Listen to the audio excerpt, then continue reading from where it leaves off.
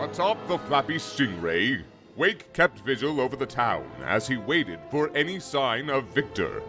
Suddenly, out of the darkness of the night, rolled a carriage. It came to a stop, and from within emerged Captain Meade and Harris Pibbs, followed by 3 cloaked figures. Wake followed them into the tavern where everyone else was waiting. Meade introduced his guests as Captain Avelo Ishtali and her cohorts Arahati and Troy Hoch of the Navy. It seemed they too had a vested interest in tracking down this Victor, who had turned traitor and killed Avelo's brother some time ago.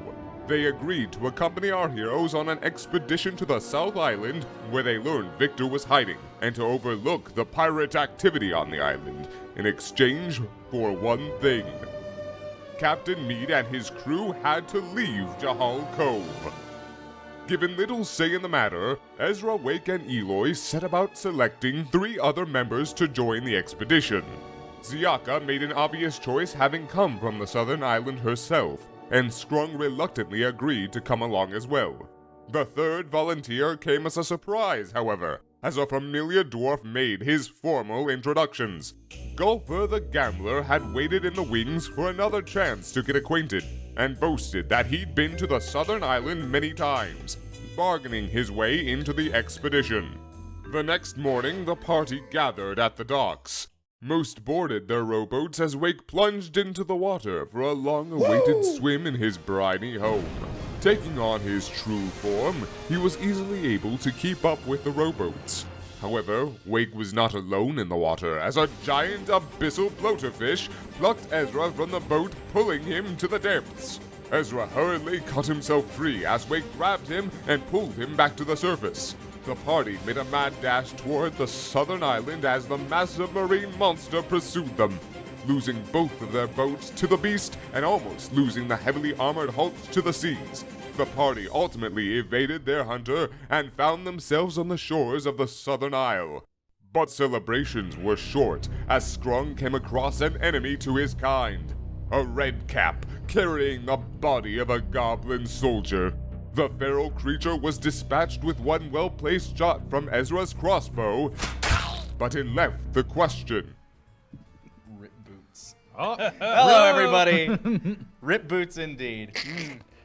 That picture of the bro. Hello, everybody, and welcome to the crew. Welcome to TFS at the table. Woo! Good to have you here as always.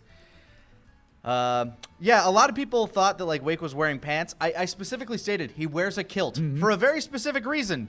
Most of the time when he's in water, he don't got no legs. He don't got no legs, Lieutenant Dan. That would make, you know, a little difficult. Yeah.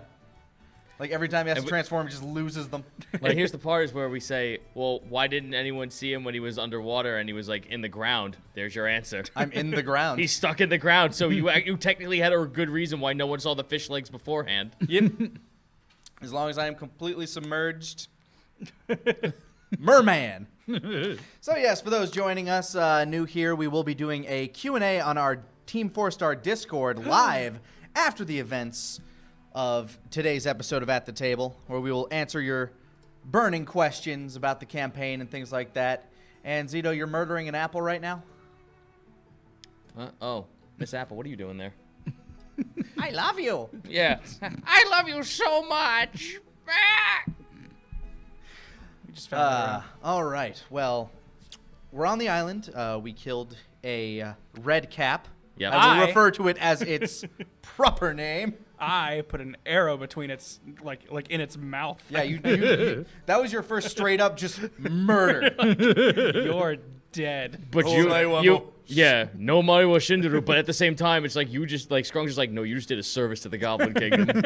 you've got a +1 to Skrung right now. If only it had been Skrungle an explosive remember bolt, that. I could have turned around as it blew up and put a cigarette in my mouth. It's been like, I never did anything for you, Skrung. Walk through the forest by myself and promptly die, probably. Dude, get you some fucking pipes. Cocaine, opium, and shit like that exists in this world. No. Yeah, let's make Ezra a drug addict. That'll add all the layers No, to man. his What we character. gotta do is we need to get our Or a ship. drug dealer. He's We also gotta with get the money. our ship, and then we have our traveling carnival. Yeah, we're on international waters. It's legal here.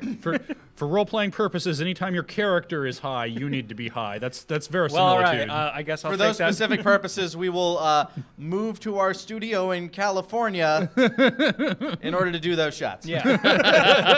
Sounds fair. I'll take that bullet for the team. We're broadcasting here live from international waters. Yeah, we're on a boat here. Can't you see the wood paneling? Yeah, look at that. Whoa, getting some turbulence there. And just rock back and Wobbly, forth. that's all.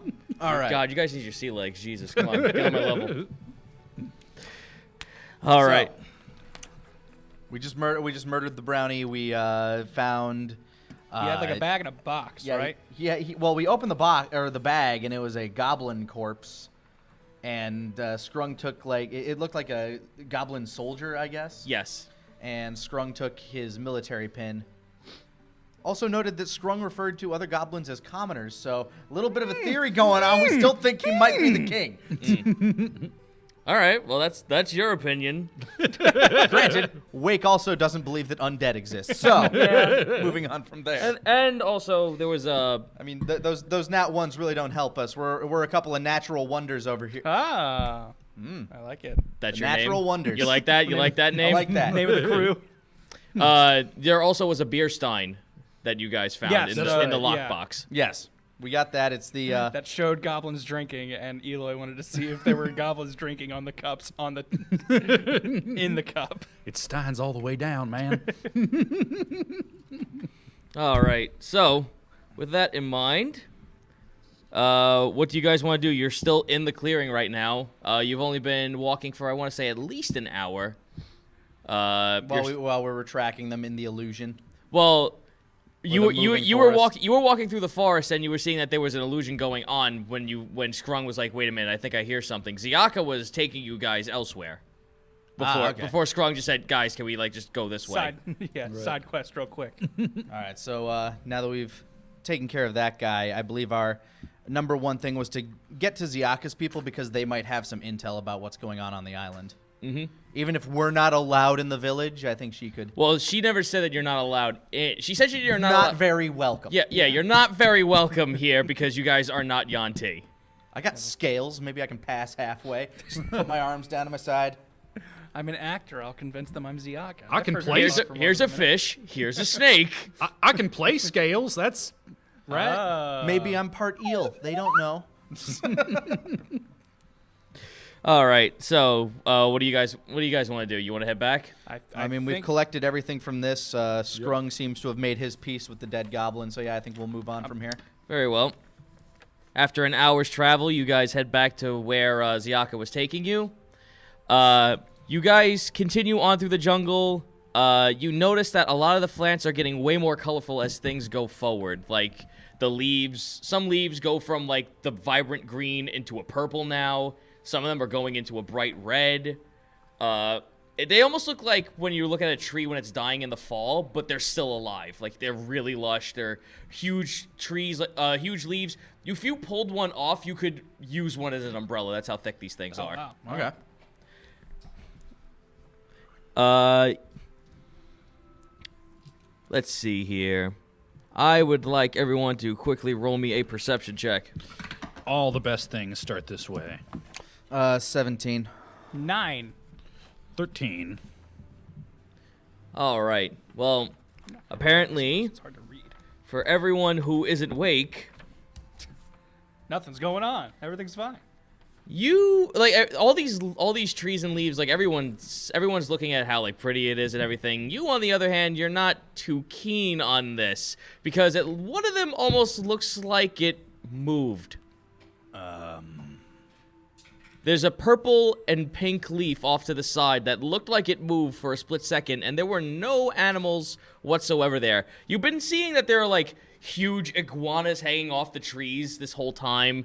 A couple of, bugs and stuff are flying around, but beyond that, nothing made this thing move out of its own accord. All right, I'm going to kind of try to act casually as I walk up to Ziaka and just, let's see.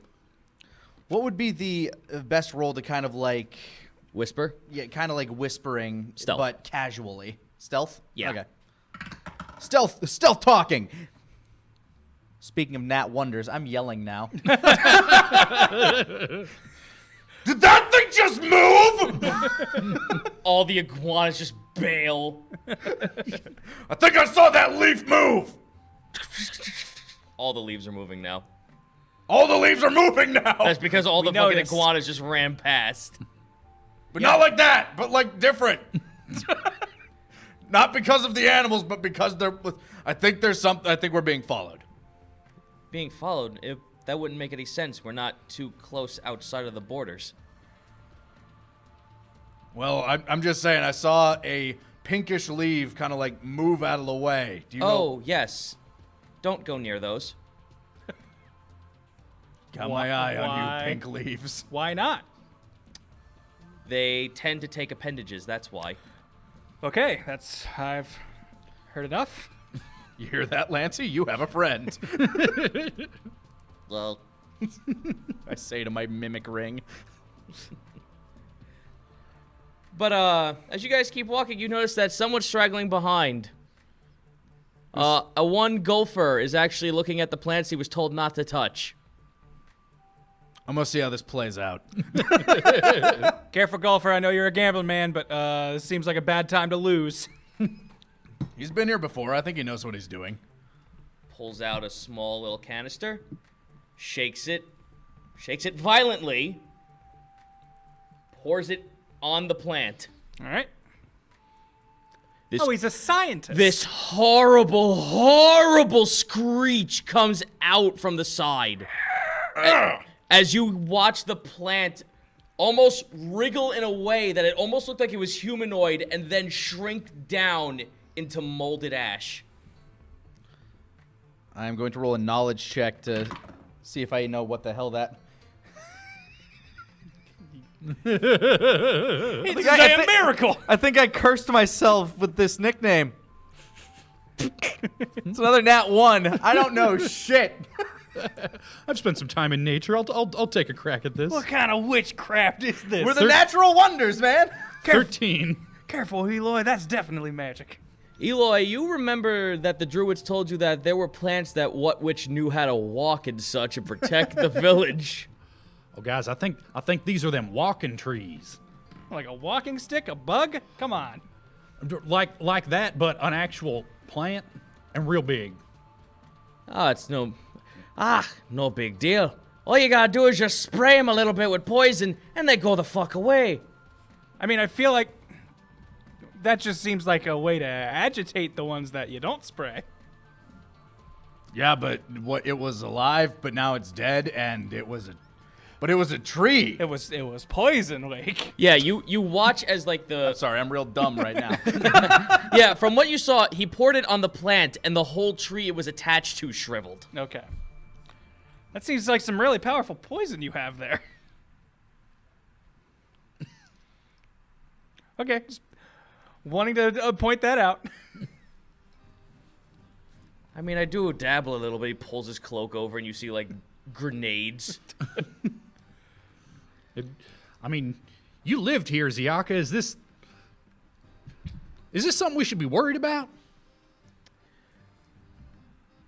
I am a little concerned that the short one is very quick to agitate those that serve the green ones. That's what I thought. All right, can we just put a blanket rule on no agitating things that take limbs in the future? Are these green ones, are they also walking trees? Because now I'm wondering exactly how many pieces of furniture I've sat on that, used to live. They're not... It's kind of strange to explain. When they bleed, they don't bleed like other creatures, like you or I. They... almost as if they're part plant. But they walk as if they're humanoid. I'm going to have to apologize to my rowboat later. I just... yeah, by the way, I need you to roll me I need you to roll me a knowledge check right See now. how this one goes. No, an intelligence, a straight intelligence. Please be better than the 1. Please be better than the 1. Hey, there we go. I got smarter. 18. Speaking of your rowboat, you kind of remember that one rowboat that was on the way over here that was capsized on the beach that Victor used to get here? Mm-hmm. That motherfucker steal my boat? Seems familiar. How would I have not noticed that right away? You weren't looking at it. That piece of shit! You only pieced it together now. Yeah, you're just like, my rowboat. That rowboat. Yeah, he stole your rowboat from the quartermaster and fucking brought it over here. I'm gonna have words with that quartermaster. He owes me a boat. He didn't know. He owes me a boat. It's under his protection. Sort of his job to know, isn't it? Yeah, I know exactly. I nudge Golfer. Anyways, I think we probably shouldn't be, I feel like this is the equivalent of we're going to someone's house and you just poured acid on their dog. So let's not do that anymore. Ah, what do you care? They're trees. Not to them. I mean, look at this dumb thing. He points over to the iguana sitting there looking at you. Someone somewhere might really care about this, and we're already going in as foreign, creepy visitors. I feel like we should, be doing our best to make a good impression. As far as we're aware, these things are also after Victor. If we can get on their good side, we might be able to get to him. Oh, lad. You're getting on the good side of plants. You daft bastard. He just keeps walking. All right, I'll play along. Let's go. You just look as Aruhati and Ave are watching Gopher just like, this motherfucker is so ignorant about that, isn't he? We almost didn't bring him.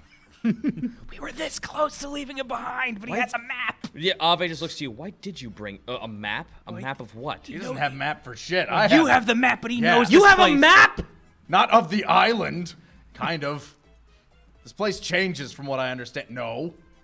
Here, I'll give you the one I'm crafting. He has a mental map. Maybe I worded this wrong. I'll give them my incomplete map. Gives it back. It's not going to do anything if it's incomplete. Well, I'm working on it. Cartographer. Ave's just like, oh my fucking god. All right, so for another couple of hours, you guys continue on walking. It's about almost close to like 7 o'clock, 8 o'clock in the morning right now. You guys like got off the island at like 3 o'clock in the morning. Yeah, it was early. Yeah. So with that, Ziaka actually kind of stops where she's moving and looks forward, and then turns to the rest of the party and kind of like waves you off to stop where you're going. I stop. Yep. Let's do We are approaching the Vibrant Sun cult.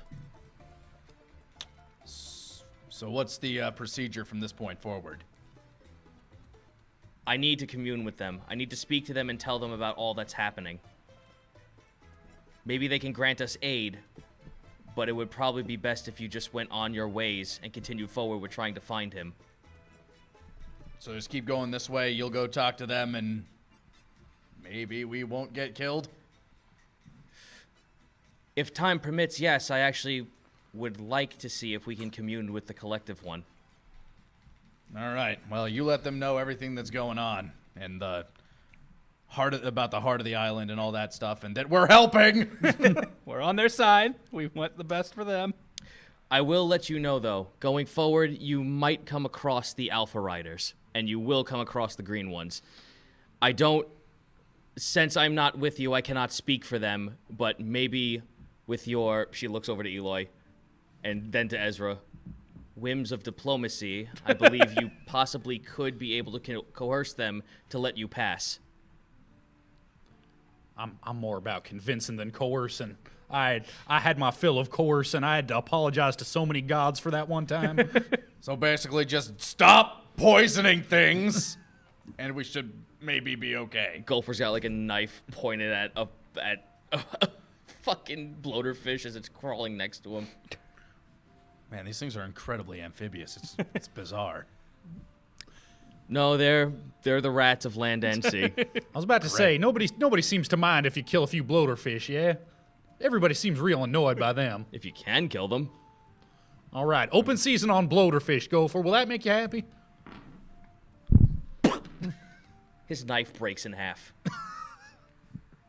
That's Son of a bitch! All right, moving on. The bloaterfish. Yeah, so Ziaka wishes to break apart from the party, and she says she'll convene with you later.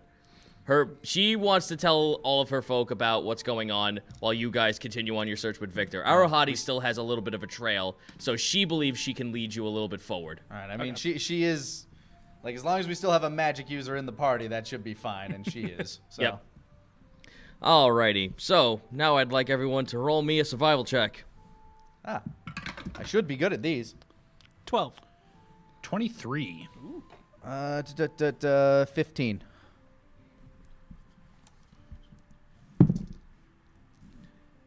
What was the highest on here? 23. 23? Very well.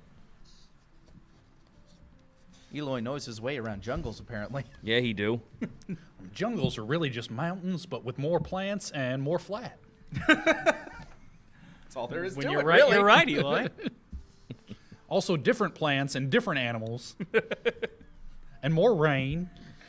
All right, Eloy, with that little donkiness inside of you, your ears perk up a little bit as you hear a very odd, almost lizard-like hiss off in the distance. You guys hear that? Sounded lizardy. What, like Onslow lizardy, or? I don't know. Do I know that? It's big like Onslow. It's not as deep, but it's as shrill as that. Sounds real big, so like him in that way. Okay. Everybody keep your eyes out. This might be those alpha riders we were hearing about. Oh, well, lad, all you gotta remember is that the serpent lash we're walking with said there are velociraptors around here. Yeah, I heard. I'm going to go into stealth mode. That might just be them. I do the same. I do my best to do the same. Everyone's going fucking stealth. Oh, whoa. Tingle. Good Stealth, stealth! stealth mode, I got 23. 23. 15. Oh. So, all of you guys did very, very well. Yeah, no, you all decided to hide. We are as invisible. There are now at least 4 raptors walking in front of you. They don't notice you. Everyone kind of like hid. Even fucking Troy, who's a giant hulking... Metal man. I'm just straight up predatoring myself. I'm taking mud. giant hulking metal man. The raptors do not notice him at all. He's just like holding up a bush in front of him. I'm still not unconvinced that he doesn't have mirror armor. Yeah, it is strange because you're looking at him and like the raptor's literally right there, like waist at him, and it's not doing anything. It's not looking at him. It just turns around and fucking goes off on its merry way, and the other pack does. And from what you can describe of these ones, they were probably about up to your chest in height. They're a little bit feathered. Some of them are bright red, some of them are bright green, but they all seem to like commune in pack form, and they're very social with each other. I wonder what the Gimme Brothers can make out of those feathers. Eloy. The chance comes. There's a raptor right next to your head. Does he appear to see me?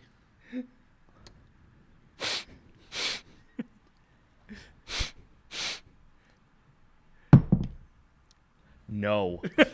No. He is leaning his chin on your shoulder as we speak. He thinks you're part of the foliage. Clever girl. I was going to say, is there any sort of, like, don't freak out stat? Like, Roll me a stealth. Yeah, I just try to freeze as still as I can. Uh-oh. That's slightly less good. 6. These raptors dumb as rocks? No, it turns and looks at him. Oh, man. Yeah.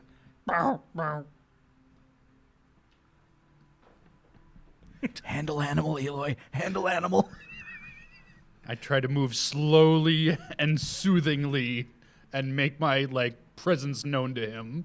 Handle animal. 6? Oh, no. No. No.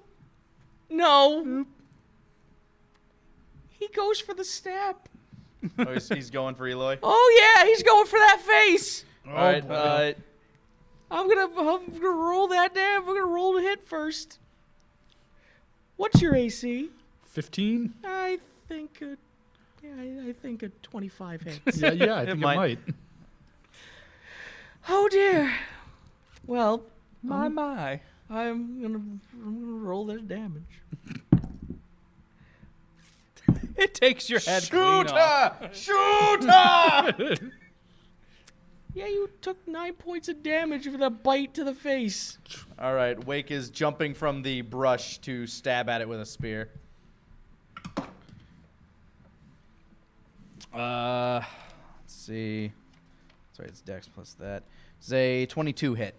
A 22 will hit. Okay, good. Stabbity. Right at the raptory. That is a 10 damage from the spear. And I'll follow up with a melee attack. Does an 18 hit? Yes, it will. Okay. Melee. Okay, 18 total damage. I'm sorry, 19 total damage. 19? Yeah, you chop its neck clean off. Yeah, I stab it and then just break it. Yeah, but That was quiet. yeah, well, that was quiet, except for the fact that there's now the face still clamped onto his. No. just careful. roll medicine. Careful. I'll give him an assist. Yep. 14. Medicine is intelligence. Yep. That's 20. 20. Modified. You pressure your thumb into where the hole is in his flesh, and you pop the teeth out one by one as you unclamp the jaw. Okay. You look like you have plenty of places to put some piercings on your face. I don't want no piercings. My mama wouldn't like that if I ever get my way back home. So since I've taken the head off, that means I have the head as a trophy now, yeah? You could take it. Awesome. New gloves. Maybe. The leather on this. Well, I need to make boots. The leather on this. Raptor skin boots. The leather on this thing is probably enough to make one glove. But the rest of the body, though. Gotta roll a survival check for that. Yeah, I'm going to try and carve the rest of the body with my nice naval-ish shoe. Would it be mithril dagger? Would it be perception or survival to see if there are any other raptors around? Since I know that they travel in packs. Tracking Survival. tracking the creature's motions or movements or excrements or skin or whatever. That would be survival. Just looking around your vicinity right now to see if there's something out of the ordinary. That'd be perception. Okay. Yeah, 21 for trying to gather leather. You got about 2 pounds worth of leather. That's enough for boots. Yep. Rolled a 17 perception. 17 perception. Scanning the area. Yeah, I'm also very interested in this, You have a vested interest. but my roll's not as good as yours. Nothing else has happened. It looks like Wake took out that raptor before anything else took heed took of what the notice. fuck was happening. Luckily, from what it sounds like, I stabbed it in the throat so it couldn't scream, and then I kicked the kicked the spear through to decapitate it. Yep. Well, that was fun. Now what do? You guys saw where the thing went. You guys saw the direction it went. It was heading towards northeast, and Arahati wants you to go a little bit north, so you're kind of following them in a way. Can I do that stupid Jurassic Park 3 thing where I try to find its voice box so I can communicate with other raptors? Survival with disadvantage. All right. Never mind. That's a nat 1. I butcher the throat. Yeah, you kind of broke the head. Oh, You man. cle- And you even got decent animal handling, so that probably would have been real helpful. Probably. Handle Oh, well. him if it was still alive. Well, I mean, no. I mean, I could like, have if probably he had it. communicated with the other animals. Oh, better. yeah. That makes sense. Probably would have given you advantage on animal handling rule. Well, remember, apparently from what Ziaka said is that these things are trainable. The Alpha Riders are damn. apparently able to tame these things. My animal handling isn't great, but holy shit, if I could get a raptor out of this deal. They're not people, Ezra. They don't have souls, all right? I have no compunctions about mind controlling a raptor. Just saying. Oh, Eloy, we are going to be good friends. Oh my fucking god. Have a nice little menagerie. I mean, maybe if I smell enough like a raptor. Ooh, put its entrails all over you. Do it, Wake. I mean, maybe not the insides of a raptor. Ooh, new survival check though. What? Well, before we do that, he rolled a perception check. Oh, do that. Yeah. All right, you don't find any weird trackings. You don't find any like weird trackings or whatnot, but however, you do find caltrops on the floor. Hold up. We've got some traps here on the You ground. found 3 metal caltrops, and Thanks, those would have hurt my feet. yeah, no one was stepping on them, but it looked like it was going in the path of where the raptors were going. Someone placed these down here before when these things gave chase, or are hunting these things. I think these were set here to hit those raptors. This might be like a familiar path to them or something. That or someone was being chased and dropped them in an attempt to escape. Arahati picks it up, puts it in the water. She, unfortunately, has no way to break down the metal of water, so it's kind of like jingling in there, and it's taking up the image of the flask. But what you see hinted in the metal is this really tall and towering creature adorned in bones. He's made, like, it's armor. He has flesh. You see, like, claw-like hands grabbing out towards the glass. And you see his arms is covered in what looks like dinosaur bones, and there's a skull on his head. I'm sorry. There's a skull on as the centerpiece of his chest armor, and that's where the image ends. That was not Victor. Guys, I think we're about to fight the baddest motherfucker I've ever seen. Hey, maybe you don't know that. Maybe he'll be friendly. I'm gonna call him Bone Daddy. Well, in this, Somewhere I off don't in the use bad distance as an rattles. evil necessarily, but Good one. All right, I am going to roll a knowledge check. Well, I guess this would be 2 survival checks, because first, I want to figure out what gender this raptor was. Okay. He's not assuming. Hey, there he's we go. investigating. That's a nat 20. I am not assuming its gender. We don't even have to look I between- know definitively Well, what at least gender this raptor is. at least we got that out of the way, right? Yeah.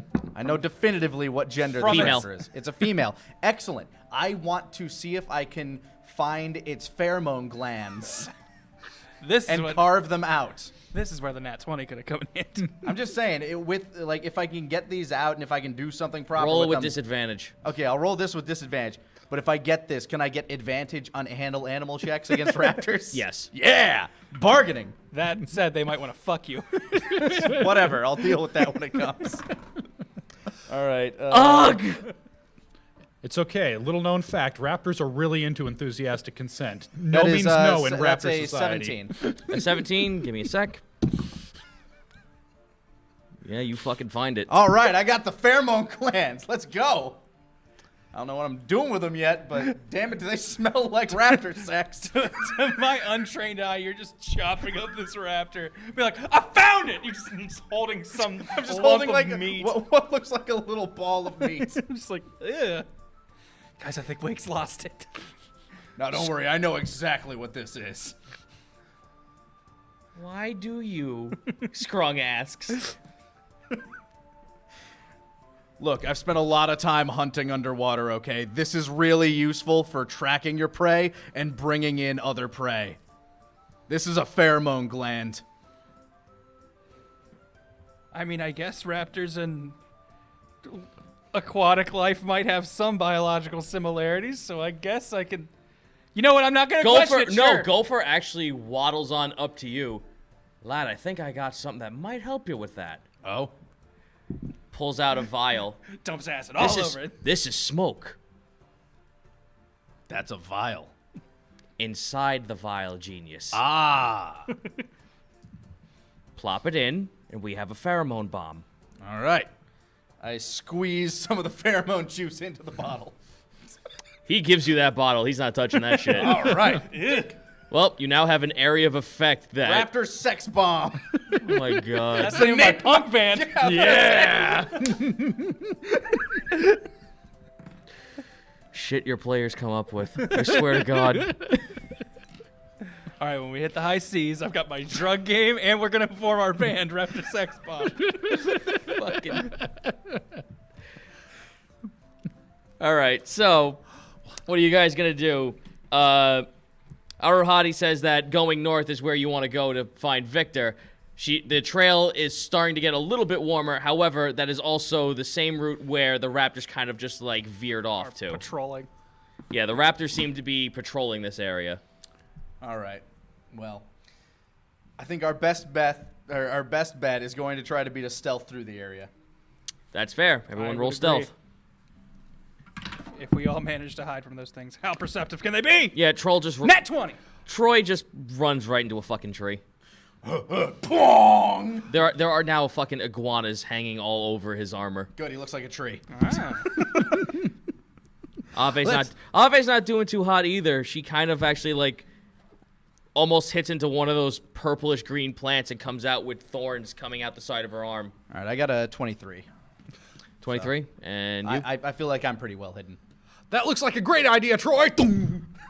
Yeah. Nat wonders. I am one of the Nat wonders this time. Oh, for fuck's sake. Finally. I got the Nat 20. So, like I said, I think I'm Right. practically invisible. The three of you two, Aruhati, and let's see, Skrung nat 20. He's fucking invisible. All right, so you and Skrung are invisible. You can barely see each other. Yeah, you guys are fine. You, Ave, and Troy are sticking out like You guys are sore bait. thumbs. Yeah, you guys are pretty much bait.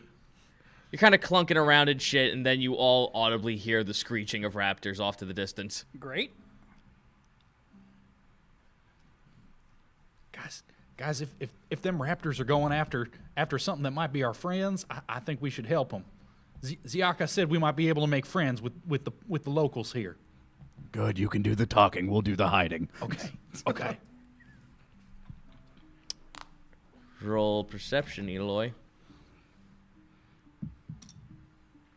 25.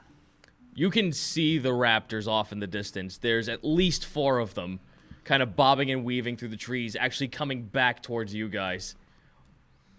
2 of them stop and actually take notice to the 3 of you. They don't move, they're just sitting there looking at you. I ready my crossbow. I want to look around and see if any raptors are trying to flank me. I've seen this movie. I'll look around for him. All right. Roll perception. I'm in the brush. That is a 16. 16? No, there's nothing else. Nothing raptor related anyway. Oh, good. There is a humanoid form walking through the trees as well this way. From their flank or from their... From behind the raptors. All right, I'm keeping my eye on that dude. Since the raptors stopped, I'm guessing they stopped for a reason. Yeah, the raptors all stopped. No, there's 2 of them looking over there. The other 2 are kind of just like running around, and now a humanoid's coming through the trees. All right, I'm going to keep my eye on the humanoid and try to keep track of the raptors. This thing's looking kind of feralish, like an animal of some kind. Peeking out from the trees, you finally watch as like you might be seeing something that was from the look inside of the caltrop, inside the glass jar. It's not the same armor, but it's kind of the same kind of adornment. A knoll pops its head out from the brush and looks at you guys as he comes out with a sickle in hand and... So he's a farmer. a sickle in hand and what looks like a boar dragging from behind him on the other side of his arm. So he's got lunch. Yep. And now he's standing there looking at the rest of you as the 2 other raptors join right beside him. Again, I'm invisible. I'm watching this. Oh yeah, no, it's just you, Okay. Ave, and Troy right now that he has vision on. And he thinks he has you outnumbered. Hi there. Hi. Excuse me. Hi. Do you know this place well? We sort of just got here and we're a little lost. How you doing?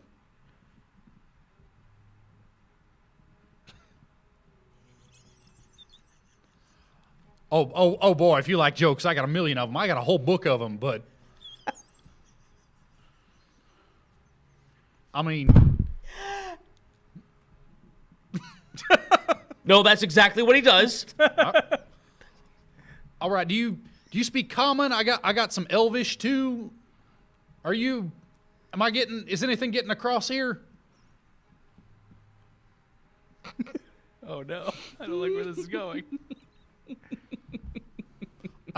Yeah, I mean, I get that a lot, but mostly only when I'm telling jokes.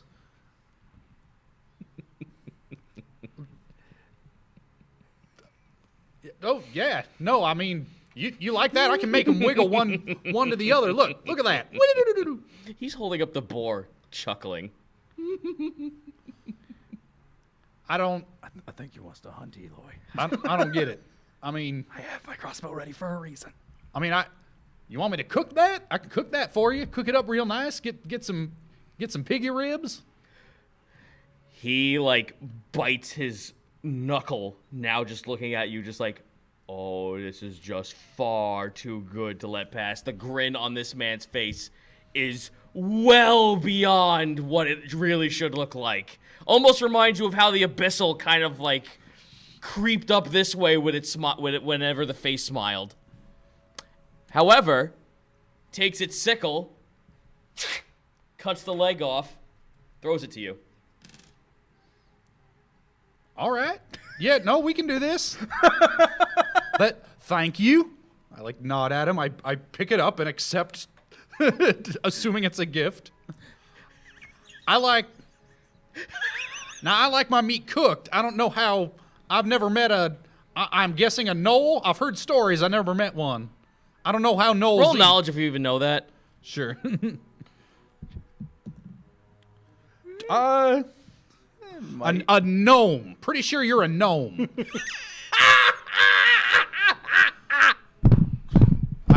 Cuts off another piece and throws it to you. All right. Hey, great. All right. We're already best friends. All right. I look around. Is there enough like driftwood around I could gather it up and build a fire and cook this meat? Roll survival. That would be a 12. From all the shit that's lying around, there's like no possible way you can't find like wood or anything. However, you are taking it off from the ground, and since you're in like a tropical area, it's really wet, so doing so is gonna be a little bit difficult. But you could probably find some pieces of wood that could service up a fire. All right. I scrape together as much as I can and put it together as if to make a fire, and I'm like... He starts grunting and yelling at the, at his raptor companions. And they all, like, back up even more and get behind him. Surprised Avelo and like Troy haven't said anything at this point. I figured they'd try to interview you somewhere. All right.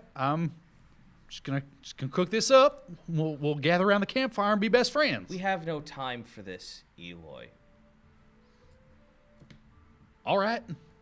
As Ave kind of just like takes the helm and like she's like, okay, this is obviously going nowhere, so she's going to look towards the gnome. The gnome. I said it now. I can't believe I said it. The knoll. Did she roll really poorly too? She rolled really fucking poorly. Yeah, the knoll. She Excuse goes. me, Mr. Gnome. Look, Mr. Dogman. Yeah. You look like a fine orc now.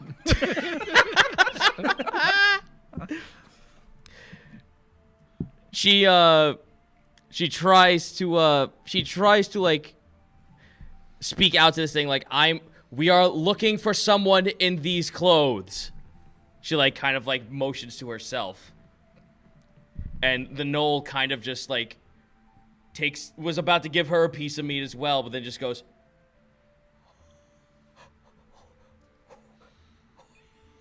pulls out a finger. All right. No, this could be good. Maybe he took care of our problem for us. Did that used to be attached to somebody like that? All right. Okay. Good start. What you? I'm an asinine centaur. Sir. What you? Look, points over to Troy. I was gonna say, you better not fucking point to me. Don't you fucking dare. No, he's not looking at you. He's not looking Goddamn at you invisible! I got that nat 20. I'm clinging to it. Like, maybe he can see me. I'm not perfect. He points over to Troy. What you? Troy Hulch of the Troy Hulch of the what you? I am Captain Aveloish Tali. I am here in the search of a man named Victor, someone who is known to use magic. Do you know of this person? Big boss Algric know. He know. He know he say man with blue. Man blue say he bring back. He bring back for Alpha Yawrick. So the man in blue said he'd bring back. Bring back what? He bring her back. Yes. Wait. No. He runs to one of the raptors. It has a satchel on it. This thing's a mount. That's the one I want. He kind of he reaches into like a little satchel that's on the side of the velociraptor, and he comes by and he gives her like a parchment, and it shows a picture. Not really a picture, but more like of a depiction of a paw print with talons almost the same as a raptor coming out from behind it, almost as if it's a glove. Talon Striders, that's we. Alpha Talon Striders, we. This man is really trying his best to try and depict common. This is not his language, but he knows only broken words. Well, good for him for that. Yeah. He learned. He tried. Proud of him. Glad they have a school for that there. Grixis, no. Grixis take you to Yogric? Makes as much sense as anything else that's come out of his mouth. I don't know. What do you think, Ave? If you know where the person is where this came off of. Yeah. I was the one who do it. All right. May we have that? What you got for exchange? This is the problem with being stealthed. No, this man wants something in return. He gave you 2 pieces of meat. Now he's expecting something else in return for a finger. I pull out the fey glass seal and offer it to him. Roll. Pretty shiny. Roll persuasion with advantage. That's somewhat bad. That's somewhat better. 18. 18.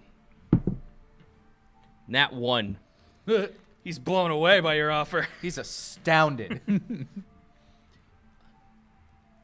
Grixins see bird before. Never glass bird. I will cherish this for my entire life. Oh. Takes it, like snuggles into it, and he's like, yeah. Upper man. Gives Ave the finger.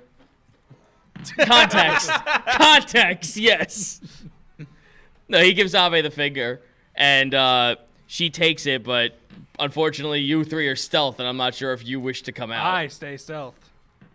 I'll pop out. All right. Sounds good. Fishman.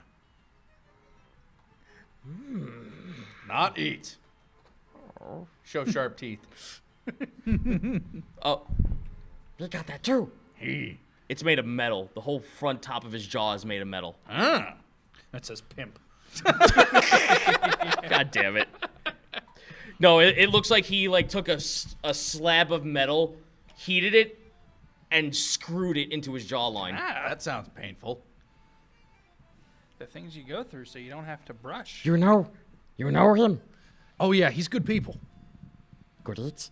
No, man. You don't want to eat that. I might be poisonous. I'm actually not sure. I've never Yeah, eaten me. big stomach ache. No good for Oh eating. no, that bad. That's what happened when you eat green people. No. Yeah, just like that. You don't want to do it. It'd be bad for you. No. He's trying to find the words to go along with it, but he's just like, No. so you show yourself, and now he's kind of taken aback, like, You go see Yawrick too? Yes, I will travel with you. Oh, you stupid like me too. Okay, I got it. 1 sec. Actively, yes. fucking god. This is amazing. All right. So, from what you can kind of tell from what this man was saying from his voice, he called himself Quicken. Quicken, the knoll. Yes. Or at least that's what he's trying to say. You can't get it. Quickening. But that's what it sounds like he's trying to say. He can't really convey it that well through his broken common. He's not too good at talking, but he'll do your taxes. You got W-2s? Quicken need to get your W-2s before you get into January. Just need to leave Quicken alone. Oh, Quicken loan subsidized that. All right. So you pop out. What about you? What about you? I'm Arahati's now gonna pop out. I'm hanging out in stealth. I'm just going to follow this, ready to strike from a distance should it be necessary. Yeah. So I can stealth along behind them if I need to. I if figure they're Troy going. Hulch and I need to kind of be the center of attention should any problems actually break out, so. that sounds fair. Quicken takes to the fact that Arahati now pops out, but she like just wanders on over, not paying him any mind. Takes the finger and puts it inside. Oh, like, gotcha. Puts it inside the vial. She starts like swirling it around. You see a pure vision of Victor being dragged by the knolls by the back of his arms and thrown in front of an alpha. Good. Man. And Kinda if Eloy, our our tech job if might our already tech be guy done. would love to put a picture of him up. Hey, there's Quicken. Oh, hey, No, that is not Quicken. Oh, that's the alpha. That's the alpha. He's got a man skull on him. Here you go. He's got a picture. Does that mean we can recruit him? If I recall correctly, the color pictures are ones that we cannot recruit. Well, here's the thing is that I told Jack that, but he went above and beyond and actually made a color without having to pay for it. Well. Well. Then again, I'd be fine with Quicken. Quicken seems nice. The alpha begins to start barking at all the other gnolls that are about, like with their weapons at the ready to just cut this man down. Victor screams at them, of course the savages wouldn't know anything about the ways of the world outside! And then this alpha kind of like holds his hand up and pets his, he pets his mount sitting next to him and kind of like ruffles the feathers a bit.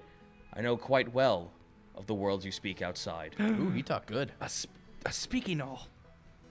You speak common, then. You know what? We're gonna need to. This is a back and forth puppet show. Yep. Victor. Okay. You speak common, then? Yes, I do. I am Yagogrick of the Talon Striders. Yogrick. I will spell it for you. Appreciate it. Yagruggrik.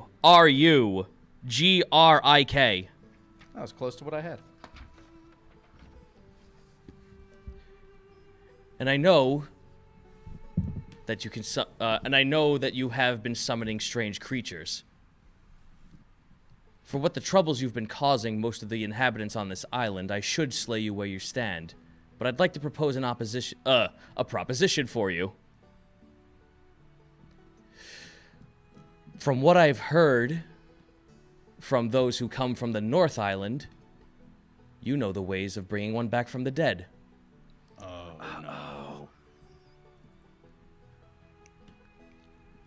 Yeah, that's what he do. He said he do. We take him to volcano to secret place and show him place where he can work. You know him? You want to take him? We have to stop him. Why stop him? He gonna bring back Alpha's mate. The way he brings people back is not the way they should be coming back. They come back different. They come back changed. They come back bad. Bad. He's look at it like this. He's promising you food, but all you're gonna get is a big poison stomach ache. Roll with advantage, persuasion. It's meeting him on his level. 21.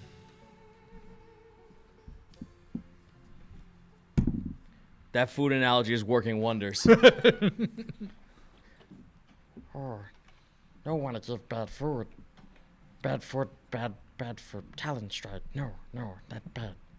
Very bad. We need to hurry. Okay, I show you, but we have to be careful. There's a lot of the green folk around. They could destroy our path. Come, I take. He actually like takes the reins. I'm taking these fucking things off. He takes the reins from the velociraptors, kind of pulls them forward, and like pushes one right next to you, and then he goes, Wait, no, that makes no sense. You already mount. You, take. Oh. I look up to where Ezra is, if I know. Just like, thumbs up. There are only 4, but that's good, because there's you, big man, not good. He metal, that hurt. Not enough talent striders for all. Going to have to ride 2 at a time. All right. so there's 4 raptors. He's giving you at least 2 people to put on the raptors. Well, I will accept somebody who weighs less than myself. How? Either if Arahati wants to make herself known or... She did already. Yeah. Oh, okay. She popped The only up. ones that are still hidden are Ezra and Skrung. Okay, well, How large is Troy? I hold out my hand for whoever wants to join me. Troy is not a big person. It's just the armor that makes him seem big. Because, He's a big hollow man. Troy, you want to try and ride on my back?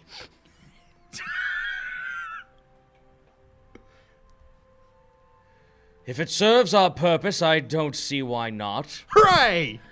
I've been wanting to try this ever since I left home. Roll athletics. As a man who weighs 480 pounds now gets on your back. Oh, jeez. That's pretty big. I mean, 4! Shatters your spine. It's You're not okay. going It's anywhere. okay. You buckle under his weight that he didn't even get a chance to fully straddle on you. All right, it was worth a try, buddy. I don't think this is gonna be any faster. maybe Golfer will have to ride you. You want to get up on my back, Golfer? Wait, no. Scrung. Well, Scrung's still... hidden. Yeah, he's still stealth. Otherwise, yeah, I would have gone for him first. All right. Well, in that case, Gopher will gladly accept, and he gets on your back with no problem. Will I have like a problem trying to be stealthy and keeping up with them now that they have mounts? Probably. Yeah, maybe. You don't know how fast these things run, especially Oh, with people on man. their backs. I will remain hidden. I will stay the course. If this goes bad, I need to be ready. That's where I'm most useful. All right. Ave and Arahati take a velociraptor. All right, I'm on my own then. No. Oh, wait, no. Is Troy Holtz getting on this raptor with me? Yes. Oh, boy, this is going to be a heavy raptor. Yeah, it is. And then that leaves one other one, and I guess that will be for Quicken as well. Yeah. Quicken's gonna try to hold on to one as they go along, try to tame it to go with them while he's riding on another one. And with that, everyone roll well, you don't have to. You roll a handle animal check. Oh, that was a good one. That's 23. Yeah, you kind of instinctively just nudge the side of its head, kind of telling it to look that way, and it instinctively just goes with no problem whatsoever. It completely agrees to your movement. My mother was a druid. And with that, you guys take off. And you watch as they take off at a base movement speed of 80. Oh man, Wow, that's faster than I can swim. that's more than twice as fast as I. All right. I look to Skrung. Did we make a bad call? I'm going to ride on your back if that's the case. Now's the time to yell if you Yeah, want to get yeah. on. I'm gonna go ahead and try, knowing that they're back there. I'm gonna try and hold up the party. Guys, I can't. I'm sorry. I can't appear actually. from the forest from which I was hiding. Wait, where'd you go, guys? I said I was coming back. Where'd you go? We got on raptors. What? Yeah. There are raptors in this jungle? Crazy, right? And I'm not faking. My movement speed is 30, so I can't keep up with these boys. Yeah. I'm flailing my arms. So Yogric, no, I'm sorry, not Yogric. I'm sorry. It's Quicken. Quicken. Yeah, Quicken like slows down the rest of the herd, and like even though you're trying to force the raptor to like go forward, he like try to stop. He like just holds his arm out, and all the raptors stop at his command. Aww. Yeah, your ride's over. Insert 25 more cents. Where? He turns around and looks to see you and Skrung. Hey! You know? You know? Yeah, he's one of ours. I went off looking for food. You guys said we were taking a break. I come back and I just see a trail. What's happening? He loud. He very loud.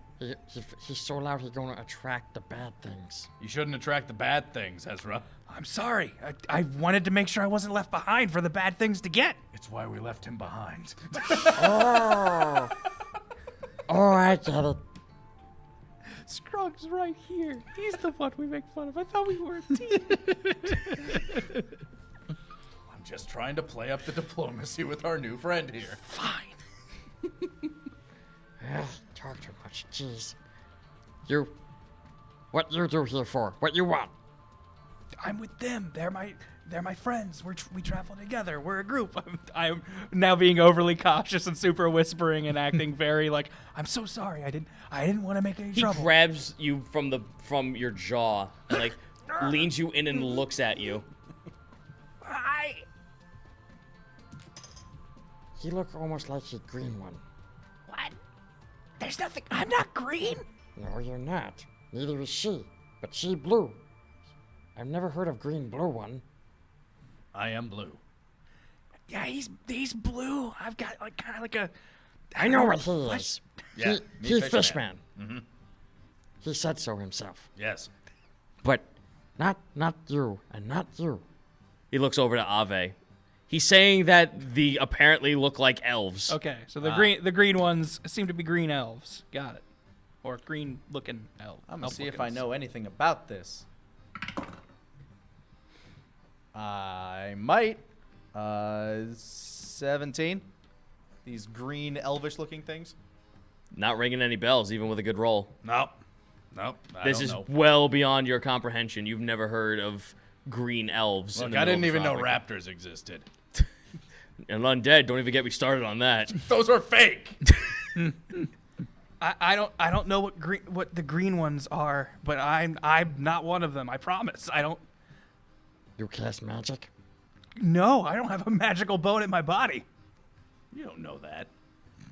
I mean, He, like- I assume. Roll persuasion. 18. You just beat him by 1 point. He is very suspicious of you. You can see that this man's like one tooth in his mouth is about almost as big as your face. As he's like leaning in, like snout almost at your forehead as he's now observing you. He's a big old pupper. Okay, I guess. He like throws your face back. Get on. Yeah, we do have to hurry. I hop on, and I guess Skrung is also here and Yes. didn't get such scrutiny. He's not green man, he's tiny. There's no such thing as tiny green man. Skrung looks at you. My mistake. You're welcome. Skrung, you can double up on Eloy if you want. Pretty sure he still has carrying capacity. No thanks. Okay. I'm gonna ride with my best friend. Come along. I say through gritted teeth. Don't worry, friend. I know you're not a green one. So good I can count on you. I'm glad we're getting along. he looks over to Quicken. Be careful, he might use magic. Don't turn your back on him. Yeah, don't turn your back on him. He's a sly one. All right, so with that, you all take off. So now I need you to roll me handle animal. Great. 6. The raptor lurches forward and you flip off it, landing on your back for fuck me. Max 4 points of damage. So it also trampled you. Whoo! There's now a raptor like lurching down, looking at you from above you. Hey, buddy, everything's okay. We're all right here. Let me roll for Skrung. Skrung is the Beastmaster. Of course. He made it do that. Yeah, he did. He kind of like kicked it in the side, so it was about to move, and then. This is why Mom never let me have any pets. Or friends. Try again. Get on. Ugh. All right, let's do this again. The same 6. Maybe you should let Skrung drive. My trampled body. It kind of headbutts you for 2 points of damage. I'll figure it out. I promise. Now, Ezra, just concentrate. Just relax. I believe in you, Ezra. Oh my god! Of all the things needed! I mean, I've had this. He's just reminding me that I do have it. All right, roll again, and if you need it. Yeah. All right. Third time's the charm. Let's go. I get very calm. I very soothingly look the beast in the eye. It's like everything's gonna be. Oh, okay. as the raptor, you mean as the raptor goes fish-eyed, looking left and right? Well, no, I'm looking at its side basically.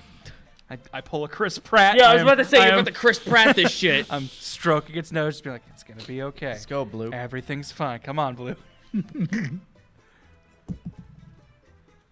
Son of a. Let's go, Blue. Okay, so I had a 6 and a 3, plus 3, so 9, 9. so 11. It accepts it. Reluctantly. Wait. Scrung's gonna roll handle animal. Never mind. It doesn't pay attention. His little bitty boots don't kick the side of it too much that it didn't notice it. I'm a dumb. All right, let's ride. An actor, I might have been able to convince that I was Skrung. You could have. I didn't think about that. I'll do that later. Should we need to make a quick escape? Alrighty, so you guys ride on off. Quicken is taking the lead. Everyone is making good time. What took you 4 hours to travel through is taking you 15 minutes to just ride on back of a velociraptor. These things are fucking fast. Yeah, It's like they know what's up. Yeah. How is Eloy keeping up with this? Not well. Yeah, I need you to roll me a perception check there, Eloy. Athletics or perception? I think perception to see if he can. Perception Follow our trail? 8. Has he lost us? You could barely see the tail end of the raptors, and you're just keeping up. It's like Quicken is actually pushing the raptors back so you can catch up at the last minute. Just imagining that piece of shit golfer just sitting on his back eating a banana. Yeah, just Really go faster. You gotta keep up, lad! grabbing a banana as you go by. It's real good. Throws it in front of him so he slips on it. Why are we traveling with the assholes? Why did Ziaka have to leave us? Because she wanted to commune with them and she wanted to make sure you Yeah. guys didn't die. That's fair. You guys never asked what happens when outsiders go into Yanti territory. We were this close to bringing Nedra. Imagine what that would have been. Oh, man. She would have decked that guy the second he rode up, and we would have been shit out of luck. She would have fought all the raptors. She'd be trying to punch them to make them go faster. She would have tried to fucking kill Yagrik. She'd be carrying the raptors. All right, one more roll for good measure. Okay. Oh no, a dragon appears. No, not at all. So, roll me a survival check, you two. Ezra and Wake. Sorry. Where'd that go? Nat 20. Finally. Survival I guess I had that stealth one, is... so I had the rest coming. to 23. I'm sorry, 22. 22? All right. You notice that a lot of the trees that you're passing by, not only do they seem familiar, like almost deja vu in a way, you almost just feel the trees are bending over to make a... That's a trap. That's a swing trap. Stop! Careful! You tell... You careful what? Trap! Swing trap! I yelled stop. You yell stop? All right, well, Everyone stops. Roll me acrobatics. Huh. I'm good at this one. A little bit less good. 17. Didn't even need to be good. Nat 20. You guys halt your raptor, so does Quicken.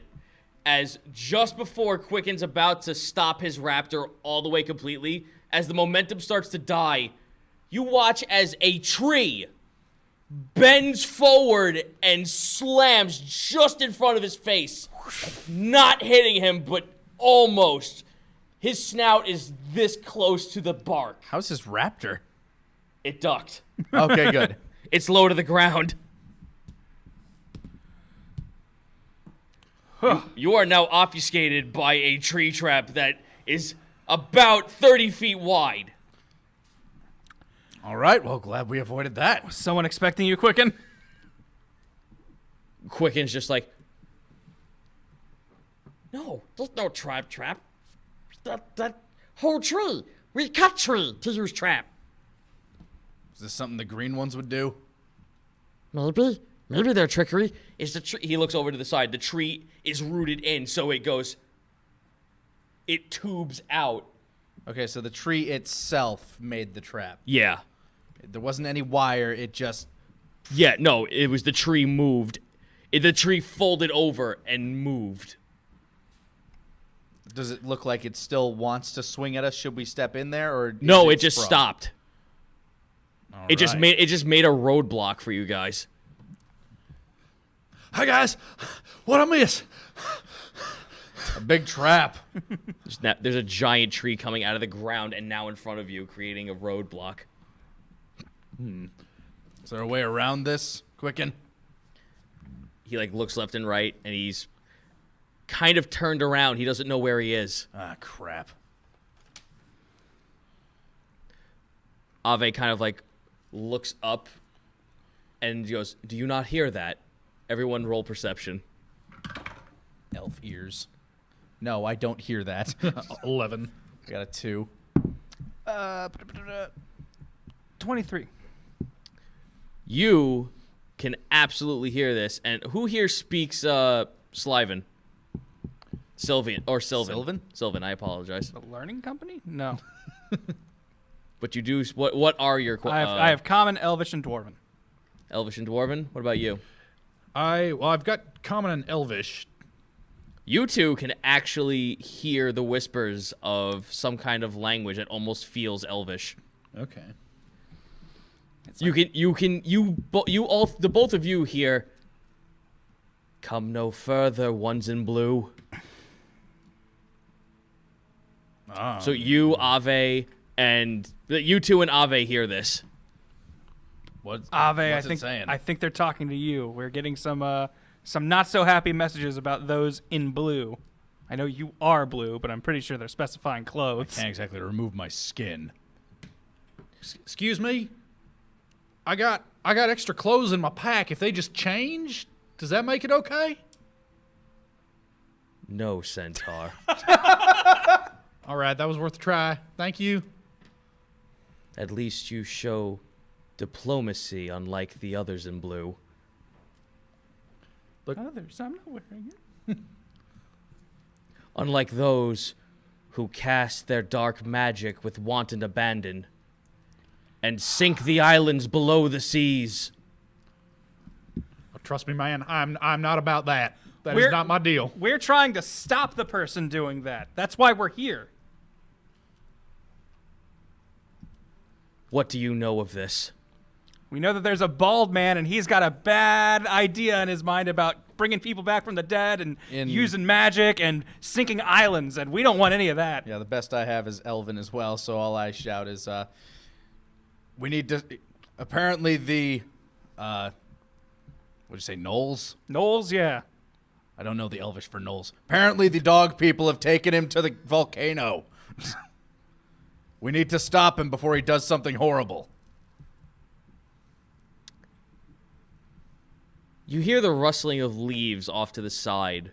However, you don't see anything moving, even though it feels like there is movement. You get this uneasy feeling of like some kind of creature or someone or something is lurking just outside your depth of vision. It's almost like when you turn to look in a direction, someone's there, but not. It's the predator. Creepy. Hey, buddy. You like music? No, this usually works. I'm not gonna stop him. Music. Yeah, it's real pretty sounds that you make with. I got this. Let's see if you like this, buddy. Pulls the bandolier around.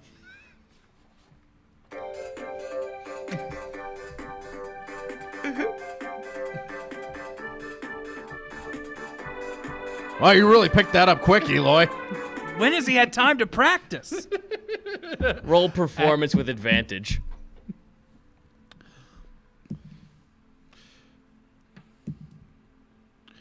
That would be a 23. So remember all those weird feeling... Never roll with disadvantage.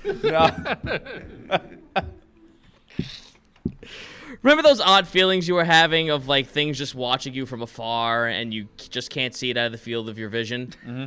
There are now really slender-looking humanoids in the grass. You can now see more of an upper torso, but even then, they're still kind of disappearing. I like kind of say to Quicken, green ones? He can't see. He's not seeing any of these things. They're only showing themselves to those who can commune with them. Oh, okay. So right now, Troy is like looking left and right, like, where's the attack coming from? Gopher has no fucking idea what's going on here. He's just like, You're playing sucks, lad. Skrung. Scrung's doing something? Skrung actually looks like he has a trail on something and he's got his pistol out. I look out towards them and try to like make eye contact with one of them. You try, but there's a lot of them. There's like every time you turn, you see someone different. The next time you turn, you see someone else different. The next time you turn, it's back to that same other person you saw. Until finally you have one person's in full view in front of you. All right, I hit the image. New image. Ooh. Woo! I would describe that as a green one. Yeah, she is a green one. All right, You now look at a really, really slender green woman. And I mean slender, I mean like, think like Slender Man tall. Okay. Her hair is made of leaves, and parts of her body have small bits of vines coming out of them. She's wearing a really earthy floral dress. All right, I look at her, I tell her, My name is Wake. I'm from a tribe of mermen that have been... Well, I don't know what they've been. But I have reason to believe this man that we are hunting, this man that you want stopped, is responsible. I am hunting this person. I want to get him out of your lands, and I want him to pay for everything he has done. But we need to get to him. My companions here are trying to help me. And these people, these other people in blue, they also want to get him. Persuasion with advantage. that'll probably be it. That'll definitely be it. 18. Okay, you see she's about to take a step towards you, almost as if her body kind of swayed in some kind of dance-like motion. She's now 30 feet in front of, like, she was like 60 feet away, 15 feet off to the right, 15 feet off to the left, right in front of you. It's like that. It's almost like she blinked in and out of existence to get there, but it was all one fluid motion. It's that scene from Man of Steel. Hello. I am Gloriosa, a name I will give you that follows the common tongue. Gloriosa.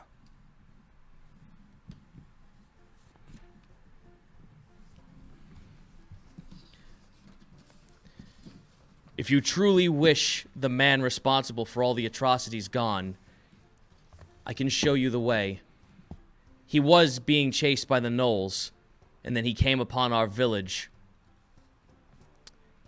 We tried to summon him out, or to at least try to ask him what he was here for, and he attacked us on sight to evade his to evade his predators.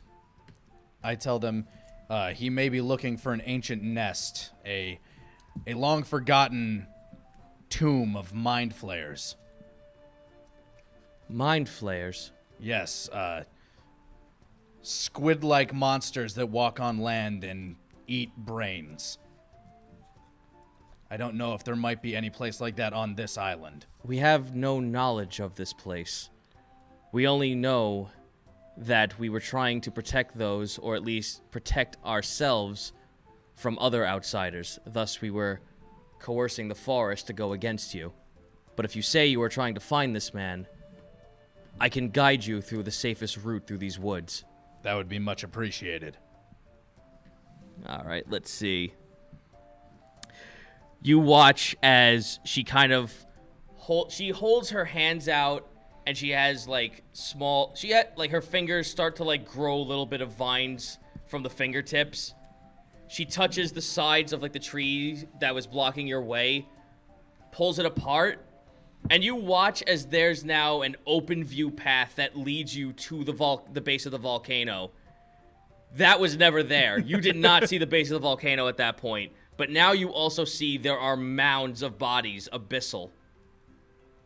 There are mounds of velociraptors, gnolls, Yanti, and other creatures that look like her in the wake of this. He did that, didn't he? Yes. I tap Quicken. That is what he brings back. Can you read? No. No. Big stomach ache, man. Bad stomach ache. He brings those back. That is what he bring Yogrik's mate back as. Evil, bad, poison. If you can't eat that, there's no use for it. Exactly. That bad. We take back Yogrik. Yes. Can't eat it, can't mate with it, can't do nothing fun with it. What good is it then? None! This guy's a jerk. Might need one of these bodies as evidence. Yep. All right. What would be the smallest? Well, you have, Certainly not the Yanti. yeah, no. Well, yeah, the Yanti, you're not going to have any. They're not small. They're probably like 8 feet long, so that's not happening. The best example would probably be a knoll. Well, Pretty big too, I'm guessing. yep. Quicken gets off his mount and heads over towards the body to try and like find one that's fresh enough for them to take. He starts like whining because he's actually seeing like some of these are some of his hunting party. Friends he's known, other hunters that walk the path. I put my hand on his back to kind of comfort him. He kind of like flinches at that, but he knows you're not like trying to, harm him. He's just like, I guess consoling him is the best way to put it. But then he goes to reach for one of the bodies, and it reaches back and grabs his wrist. All right. No, roll initiative. Yeah, I'm gonna stab it. I guess what we could do here now is take a break while I set this up on the board. Oh yeah, you gotta set it up on the map there. Yep. And we can take a break to read off some of our. Can I just point out, can you pop up the map real quick? This is the most amount of characters I've seen on one of our maps ever. I was gonna say this. Yeah. This looks like a muddy encounter. We got a lot of characters here.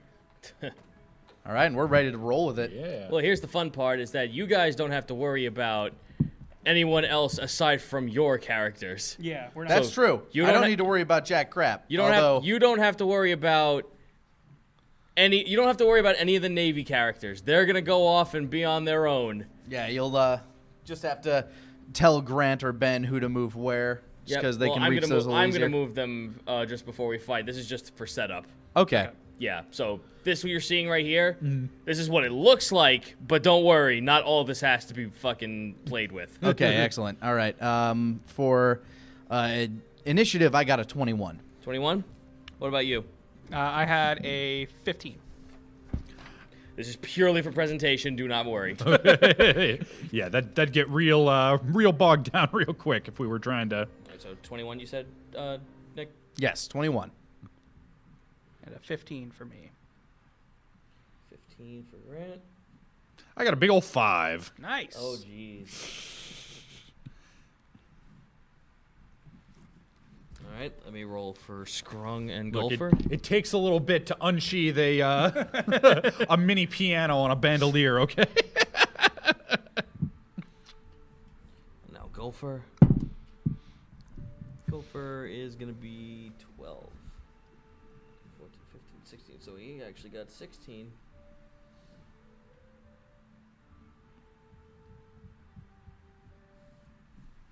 All right. Well, here's the fun fact is that Gloriosa is going to tell you guys that the reason why they're all piled up there is because that whole entire trek of you guys walking around the forest, that was them keeping that out. That's all the magic backlash from Victor as he was running through the woods.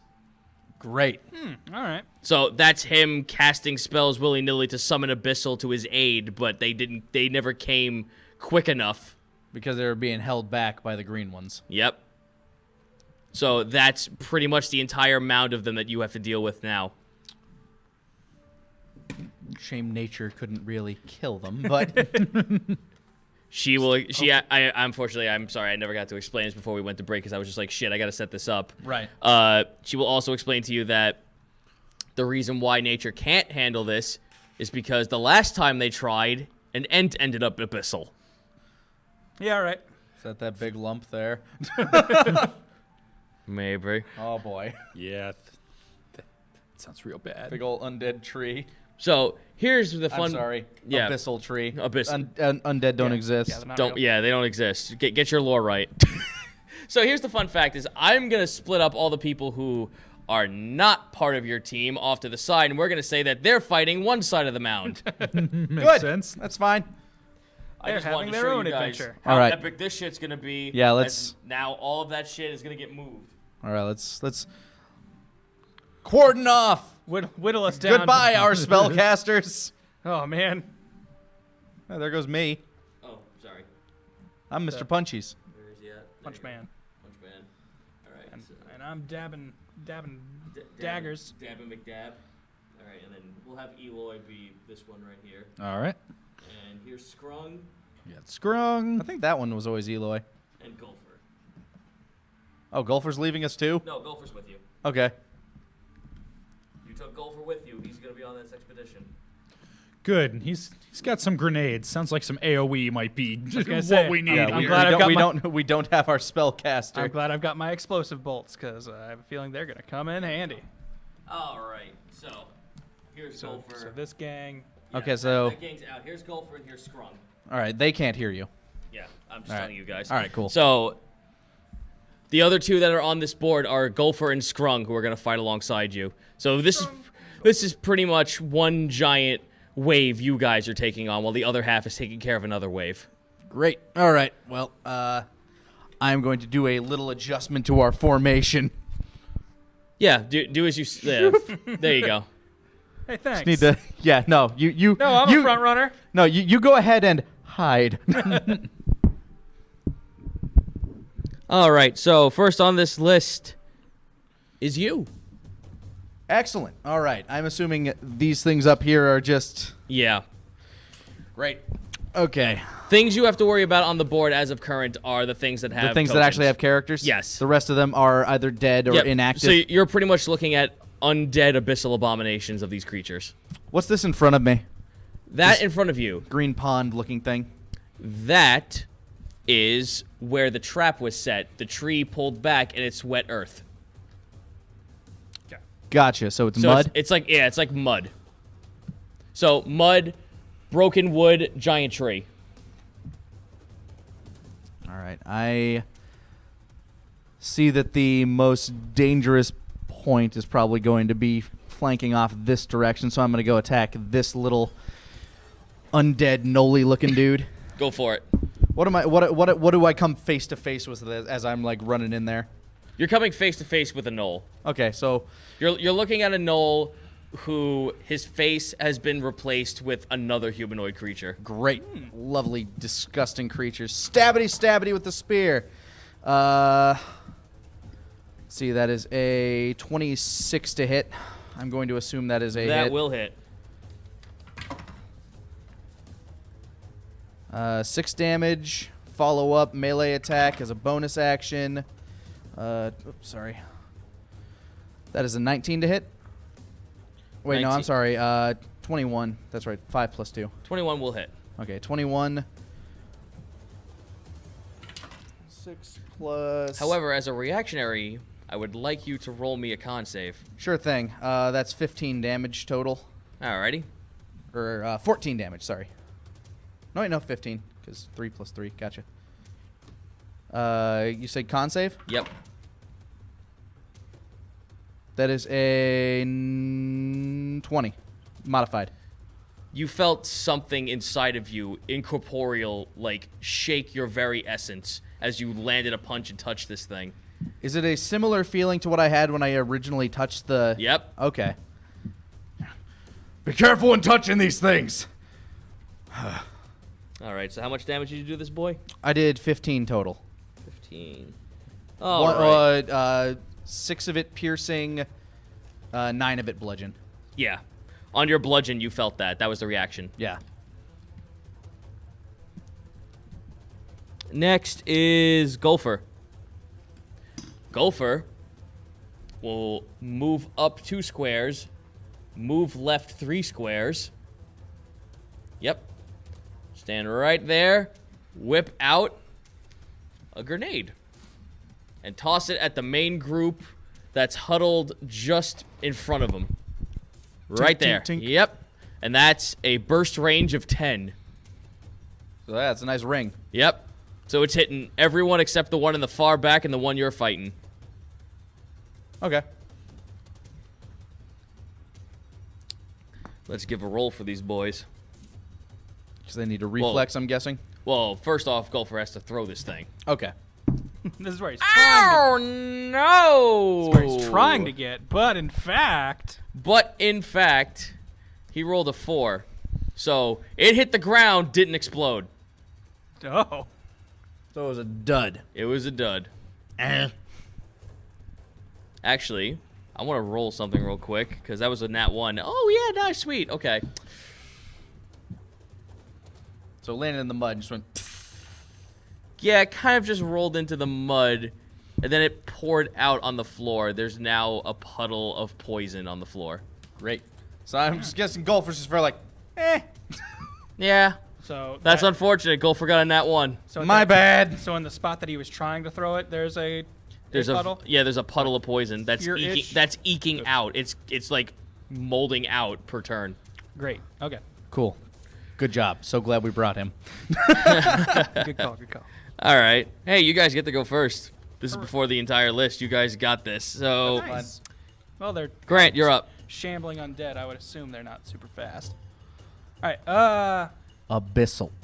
You're right. Is this like clearing, foresty? What is? That's foresty. Going past that wall will be like shrubbery and like Okay. vegetation. That's where you would stealth I was gonna say that seems like a place where I would stealth to. And speaking of, actually no. From here, I can move and shoot my crossbow, right? That's possible? That's You can movement then and shoot. then shoot. okay. You can't shoot while moving. Right. Okay, I'm going to move here. Give myself a bit of a clear shot. I'm readying an explosive bolt. I know it takes a turn to blow up, but I'm readying it. These things might be too stupid to pull it out. Exactly. My thought is I'm actually going to... Was I ever told, like, what kind of blast this will do? Like, I know I was told it's a D6 of fire damage, but as Yeah, far as, you weren't told about range. radius, Radius? No, you were never told of I was radius. never... Okay, well, we're going to experiment here. Just like the gimmies Yeah. do. I'm going to shoot at this guy. The guy right in the middle of the yeah. pack back there. The guy ye- surrounded by people. Is that... That's gonna be a really tricky shot. I'll have you roll on, to how- hit him with disadvantage. How much range is that? 5, 10, 15, 20, 25, 30, 35? 35? You can hit him, but there's 2 other people standing right in front of him. I guess you have to thread the needle a little bit. Okay, how about... Nah, I said that, so I will aim for it. No, you don't have to. You can aim for someone else. I'm just saying, like, if you want to hit right, that guy specifically, Then I'll gun for this guy. you can hit him. Because that seems. Yeah, much that's more not clear with then. disadvantage. Because everyone else was like Yeah. kind of surrounded by bodies. All right. Then let's. I'm really wishing I hadn't already used my bardic inspiration, but whatever. Let's go. Hey, yeah, that's pretty good. And with that, so 19 or 20. 22. Oh you yeah. had Oh yeah, that's right. proficiency. I always forget that. Modified 22. Modified 22. Let's see. So on T. Modified 20 plus 2. Obviously, 22 is modified. Yes. I do not have a 22-sided die yet. Get on it. That's science. when I. That's when I Nat get. 22. That's when I get my special crossbow. All right. So The dodeca plus 2 hedron. 6, 7. Dodecadohedron. Dodecadohedron. There you go. There's one more. And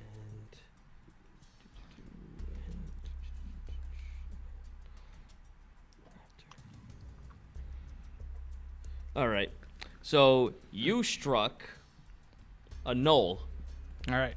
The knoll will take the arrow right to the head. So Wank. So I do my regular damage with it, right? roll your regular damage. All right. So that's a D8. I forgot these things hit. 4, which since it's a finesse thing, that gets my Plus 3. My plus 3, so 7. All right, you did 7 points of damage to him. He's got an arrow sticking out of his eye socket, but he's not really phased by it. I mean, As- it's as not, the it's not growth- alive. as the so. as the growth on his arm kind of starts crying, like screaming for a mother cry. I just yell, "Fire in the hole!" to the party, so they know not to get near that guy. All right, that's your turn, and we are now on Skrung. Skrung will take out. Skrung will move over right. He'll move 3 squares right, standing on top of the wooden logs, and take a pot shot. The one you were shooting. The one, you were aiming at. the one I'm hitting. Yep. Let's hope he doesn't roll in that one and shoot you. No, I'm he ready. does not. He gets a 14. That misses. It kind of, you watch as the shot hits the creature in the side of the head. But it glances off. No, the bullet kind of just like rolls off the flesh and hits the floor. A shitty gun. No, the gun hit. This thing just like where the abyssal starts and where the flesh ends, it got into the seam and then just rolled back out. Pretty fucking much, yeah. It's gross, my dudes. All right, next is Ben. All right. So this big boy right here, that's an abyssal ent, is that right? We have no idea. The only things we're focusing Those are on dead right now- bodies. Yeah. right. Oh, okay. So They're it's only dead bodies. Okay. Yeah. All right. They're not threats Yet. Gotcha. but I see a big little figure over there, and I'm ready for that to be something. Yeah, but I will explain what that is though. You are right. That is the disfigurement of an ent that's covered in abyssal tumors. Okay, but right now it's not like up and active and attacking us. No, just the one. for all you know, it's just straight up dead. Okay, so just the ones with figures are attacking us Yep. at the moment. Okay, if that's the case, then let's see. All right, then I'm gonna take cover behind these logs with Skrung. All right, you have partial cover. All right, well, better than nothing. Let's see. Actually, can I? Are any of these abyssal creatures wearing metal armor or attacking with metal weapons that I can see? Roll me perception. 11. You peek over the wood and you just see bodies shambling. You're too busy watching all of the tumors undulate and just speak in all kinds of various tongues. You're still all in not agony. used to this shit. Yeah, This isn't what you imagined your high seas adventures to Old portray. Lady Big Rock never prepared you for this. All right. In that case, I'm going to go ahead and cast Fairy Fire, which works in a 20-foot cube. Let's see. Oop. I'm thinking I can get... let's see, we got So wherever you start initially, I'll say that's the center of it, and just go out 2. Yeah, so yeah, I'm wondering how many I can get if I try and hit like the very If you center go like of them. right there, 1, Yeah. 2, 1, 2. You hit almost all of them except this dude. It looks Yeah. like. Yeah. So yeah, that's Actually, no. You even hit that dude. 1, 2. Yep, you hit him. You hit all of them. You hit all of them. all right. So I'm going to pull out my Bagpipes. enchanted bagpipes. Eloy, the one mule band.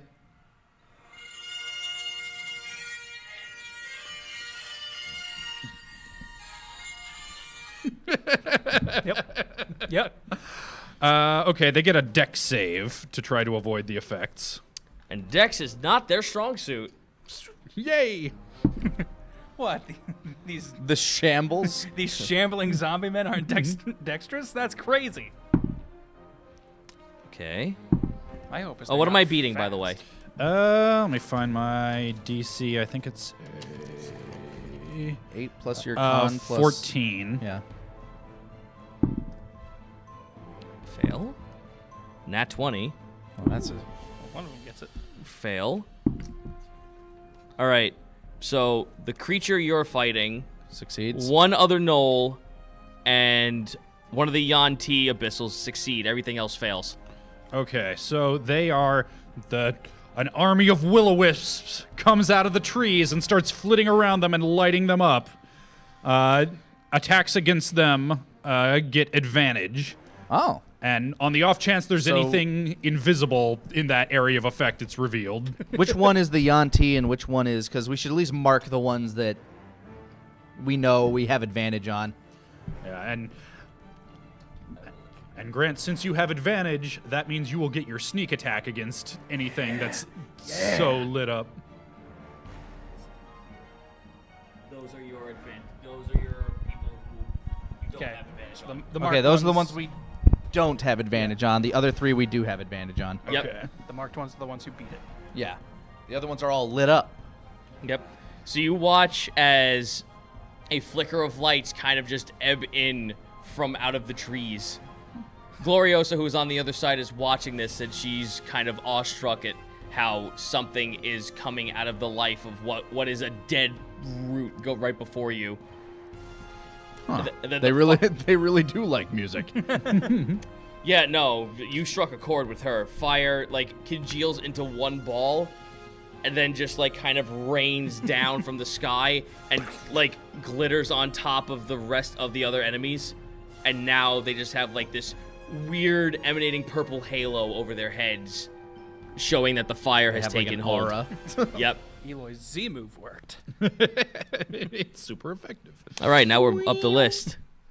All right, so Knoll Okay, Boy in front of you. I assume he's going to try to hit me, or something. He would if he was about to lurch forward and try to hit you, but then start going. I got a bad feeling about this. Roll Dex. Good. Great. Excellent. 5, and this is a dex save, yeah.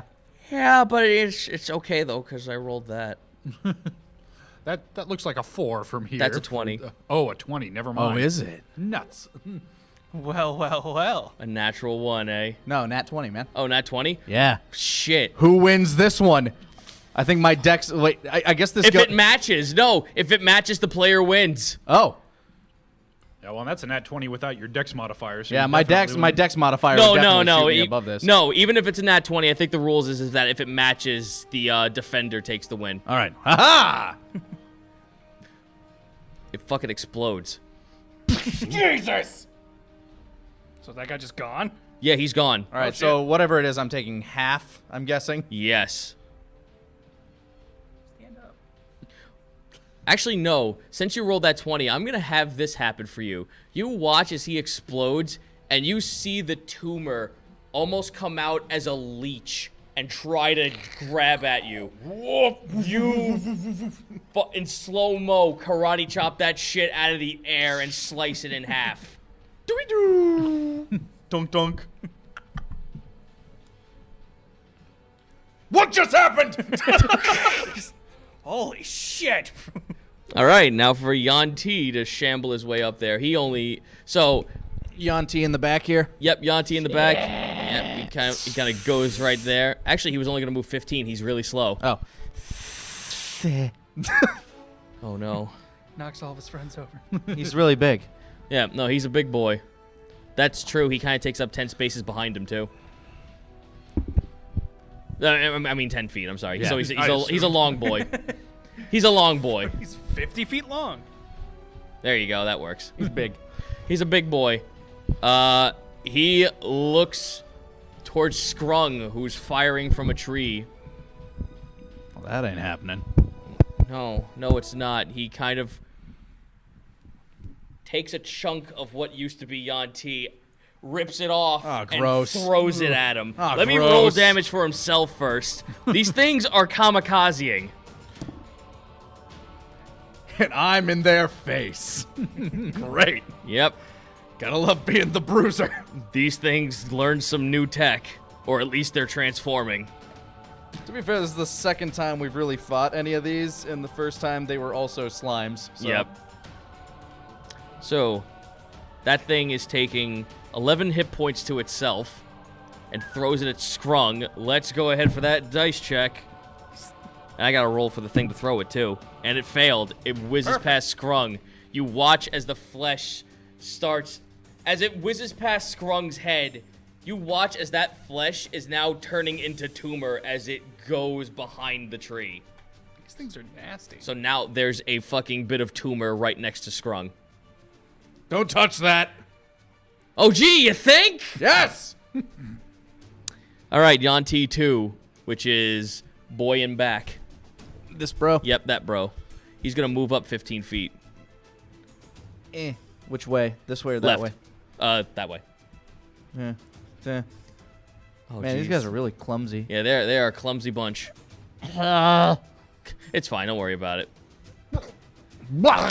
All right, so he sees you, and he's going to go for a chunk of himself. Uh-oh. Rips off his hand and throws it at you. His whole hand. His whole hand. He only gets to do that move once. All right, so I'm going to roll that damage for him first. Max damage, 12 fucking hit points. So it just got me? No. Okay. He ripped it. He did that to himself. Oh. I was like, And this holy is all. shit, This is that also. one heavy this hand. This is governing how much damage it's gonna do to you if it does hit. Right. Guessing it did. No, what's since his dex is kind of fucked up, does a 17 hit you? Yes. Yeah. All right, so it does... how much I'm damage? gonna roll. It does 12 damage. All right. It does 12 damage, and give me a quick second because So you it's are like a blood knight. Yeah. It just does what damage it do and to you are now itself. poisoned, so that means all attack rolls take disadvantage. Great. Oh, shouldn't that be a con save? Damn. Poor bastard. And I was still... It made contact. That's the okay. problem. And I was still stinging from getting knocked off that stupid raptor. At least we got Yeah, I've got my candy. delicious candy. All right, next is Knoll Boy, who took a hit for last turn. Yep, him. Where's he going? He's gonna move. When's Boyo exploding? What? When my when- next turn comes Oh, up. when your next turn comes up. When next Gotcha. turn goes around, yeah. Okay. So he's gonna shamble on up 20 squares. Which one's this guy? Guy in the back. This The dude? Yep, marked that dude. guy. Which way? Forward. But towards me or towards them? There's a... Towards you. I shouted my warning. 15. He's going to cross through a space of mine if he does this. I get an attack of opportunity. Yes, you do. I want that to happen. All right. There he is. He's not a smart boy. But as he crosses my path, I strike at him. I'm upset that they got away from the group, though. Does a 19 hit? It sure will. Roll con. No, I'm stabbing. Oh, you're stabbing? All right. Yeah. I'm not dumb. I'm not going to do that every time. And this is like I don't get a bonus attack on a attack of opportunity, so Yeah. that is let's see. 8 damage? 8 damage? Good hit. Very good hit. Stabby, sink. Just cut through a bunch of his flesh. Ah, good one, me. Good one, me. You pull out the thing, and what was left of that wasn't abyssal kind of like slumps out of the hole that you made. I sure hope these things don't like silver, because I spent a lot of money to get this to work and broke my hand doing it. All right. Although I'm guessing that's not the case. They Next haven't been- is fella who's right in front of you. this dude. Yeah, he's going for Gopher. Yep. Roll for attack of opportunity again. Yeah. I don't know. He's just going for golfer. This one's probably not going to hit. 13. That will not hit. Yeah. Sorry. It's all right. It's just golfer. All right, he's I gonna. didn't really try. I wasn't even paying attention. He's gonna go to. That's actually the boy with the fucking arrow in him. It is. It is? It is. I thought the Wait. one. I thought this. Oh, wait, guy no, was- no. Oh, that boy. That boy. Yeah. Well, no, the guy you shot was the one up front. It's him. He has the arrow in him. Here, let's just mark him. No, I thought it was this guy. I could have sworn it was because I He saw was, him. he was all the way in the back. You definitely did not shoot him. All right. Yeah, these two are the ones up front. He hasn't moved yet. Yeah. Or no. He was like back here. I got ish him or marked. something. I have him marked. Okay. That's the guy. All right. Okay, so that's the guy. Yeah. All right, I'm just gonna mark him real quick just to make sure we know he's the one with the arrow in him. He wants a hug. Love me. He ain't getting that hug. Gopher pushes him off. Go away. Oh, Hey. Stop. why did he get Canadian for a sudden? I don't know. Canadian dwarves. Huh. That's how Makes it's gonna work in sense. my fantasy world. All right. That guy behind him. He's gonna go for you. Oh, well, finally, I get a friend. Yep. Hello. Will a 15 hit? No, it will not, thanks to Grammy's soup. Actually, it wouldn't anyway. And the guy behind him, he's gonna rip off his head and toss it at you. Not the one that ripped off his hand and threw it at Ezra? No, the one in the far back. Oh, that guy. Okay. Yeah. Ripping off his own head. No, he's ripping. He's going for the head. I made this guy specifically for this scenario. Excellent. All right. He's throwing his head missile at me. Yep, he's throwing his head. And when I mean his head, I mean the one that's sitting on his shoulder. Oh, his tumor head. His tumor head. Okay. Head number 2. Head number 2. That boy specifically, he's got like 4 of them. He's got a bunch of people screaming off his body. He's got lots of tumors. Yep, so he's picking up that tumor. Ah! Yep, and he's gonna, since unfortunately you're in the front, dude, he's throwing for you. Throwing at me, that's fine. That's as far as he can throw. His dex is Garbo, so that's the only thing he can hit. Oh, geez. Well, a 9 will not hit. Nope. No, you will not take full damage, but boy howdy, I need you to roll me dex. Need me to roll dex? Okie dokie. Guessing it's an exploder. An explodey bop. I am going to assume that a 26 makes it. Yeah, it does. Okay, because that is... Shit! That worm's on the floor wriggling. Gross. Fucking gross. All right, we're back up the list. All right. Well, I got a dude in my face, and I don't like his breath, so I'm going to stab him. Does a... Yes, a 21 hits. Since a 19 hits, I'm assuming a 21 will. Yep. That is 8 damage. And I'll follow up after... Let's see. Well, let's see if I hit first. Yes, I will hit. That is a 19 to hit for my bonus attack. Okay. Do my bonus damage first. Let's see, that's 8 plus... Or, sorry, 7 plus 8 is 15 damage total. All right, and my con save... God, I'm getting lucky on these. Thank God I'm just stupid, but I'm really good at combat when it comes to luck. Con save is a 22. You still have that weird feeling of... It's dirty. Yeah, it's just so fucking weird. And as you punch this thing and watch the ripples of your punch go through its body, the abyssal faces look to you in that split second. Yep. It's like they know me. And yeah, he's not a happy camper. He's kind of staggering. Anytime I think of the abyssal like mental feeling, I get like the sketchy face of like Naruto when he goes into the fox mode. That like just really creepy looking like sketch drawing. My pain is greater than yours. Yeah, that one. Sure. All right, Gopher's turn. Gopher sees that arrow. Gopher don't need this. Good. He's gonna run away. He's that gonna was my fear. That Gopher. have him run backwards. He's gonna take an attack of opportunity. Not even gonna take his chance to disengage. Wow. Just straight up running. No, just straight up run. He's not getting near that. Now I'm the closest one. 14, and the thing misses him. Yep. Is it going to explode at the beginning of my turn or at the end? Oh no, he's gonna make this shit happen now. Oh no! He's taking. I'm right there. We don't know how big this thing's gonna pop. Takes out his pistol, takes a shot. I really am not in a place to take damage right now. Well, hopefully it's not a 20-foot explosion. You know what? I'm gonna roll something for him real quick. He does not notice you at all. Okay. I'm just like, no, Gopher! Gopher gets the hit. Wow, he shoots the bomb? He shot the bomb. All right.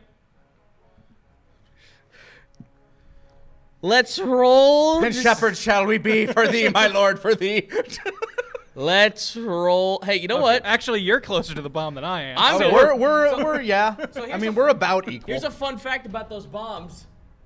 They're so random and experimental that I gotta roll their fucking radius. Oh, okay. So nobody knows how big they explode. 3. Jeez. So I got all that's of us. 15 feet. Yeah, that hit you and me. Do I get a dex save on this, or am Yeah, I just you do. taking it? Okay, cool. You both get a dex save. Dex But save. I have disadvantage because I'm poisoned or whatever, or was that? That was for attack rolls. Okay. Wake was not expecting it. I'll tell you that right away. Unless somehow a 7 makes it. No, it does not. 14. Or for no, me. not a 7. A 9. A 9 does not make it. I didn't think it would. You expect it. You're like, So I go got for it. Oh! Go for it. You, on the other hand, are getting a nice singe up the back of your spine. More like my side here. Yeah. me and this dude bro over here are having a nice talk. So roll that damage.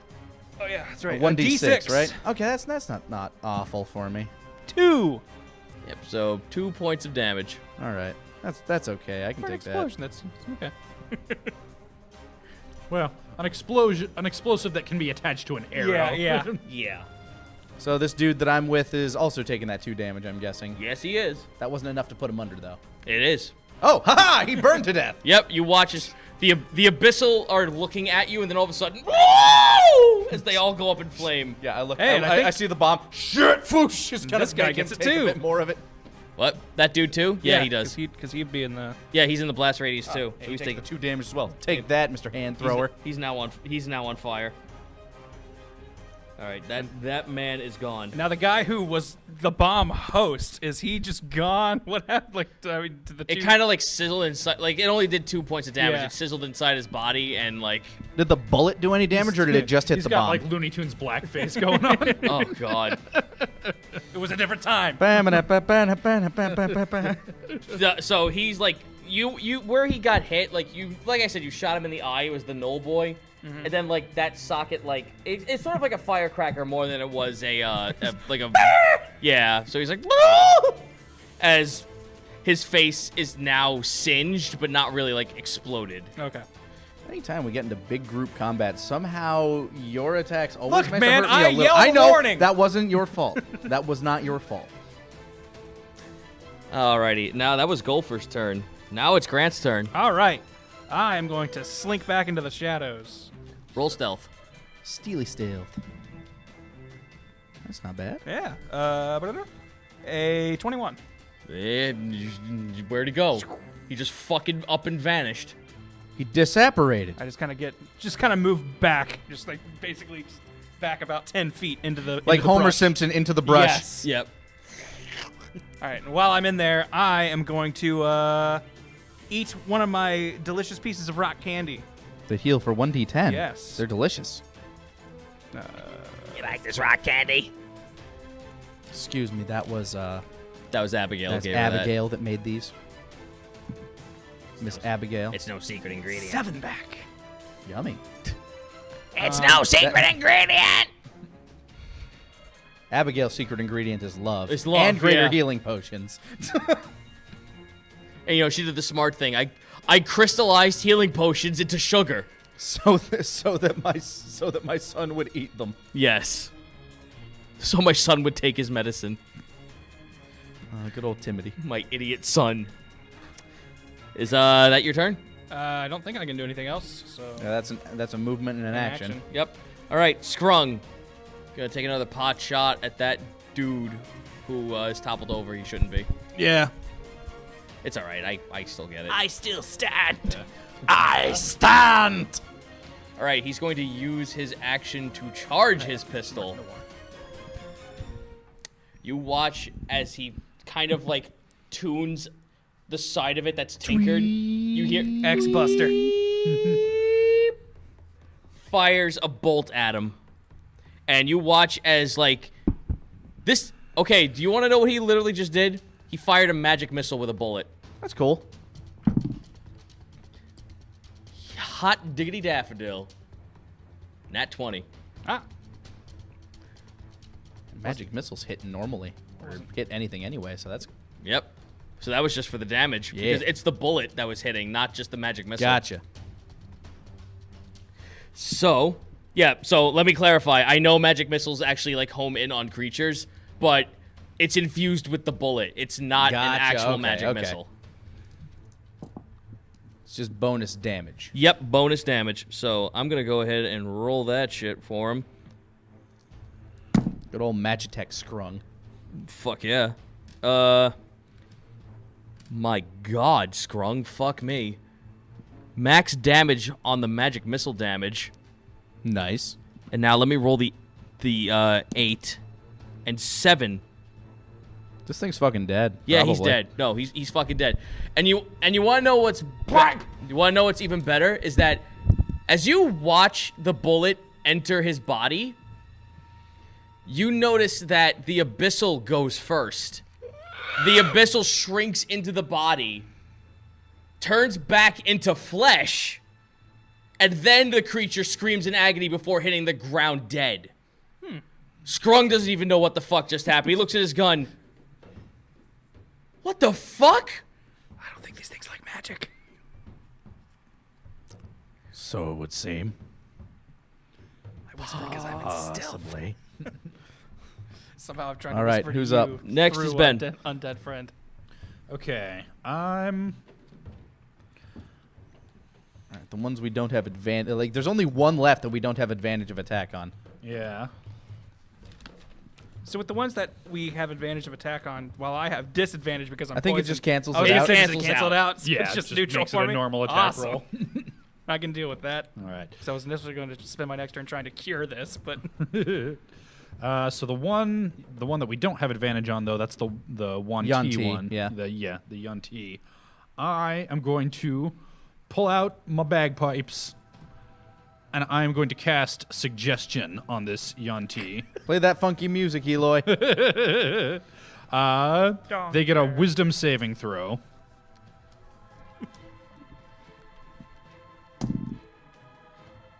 Does a 6 beat? It does not.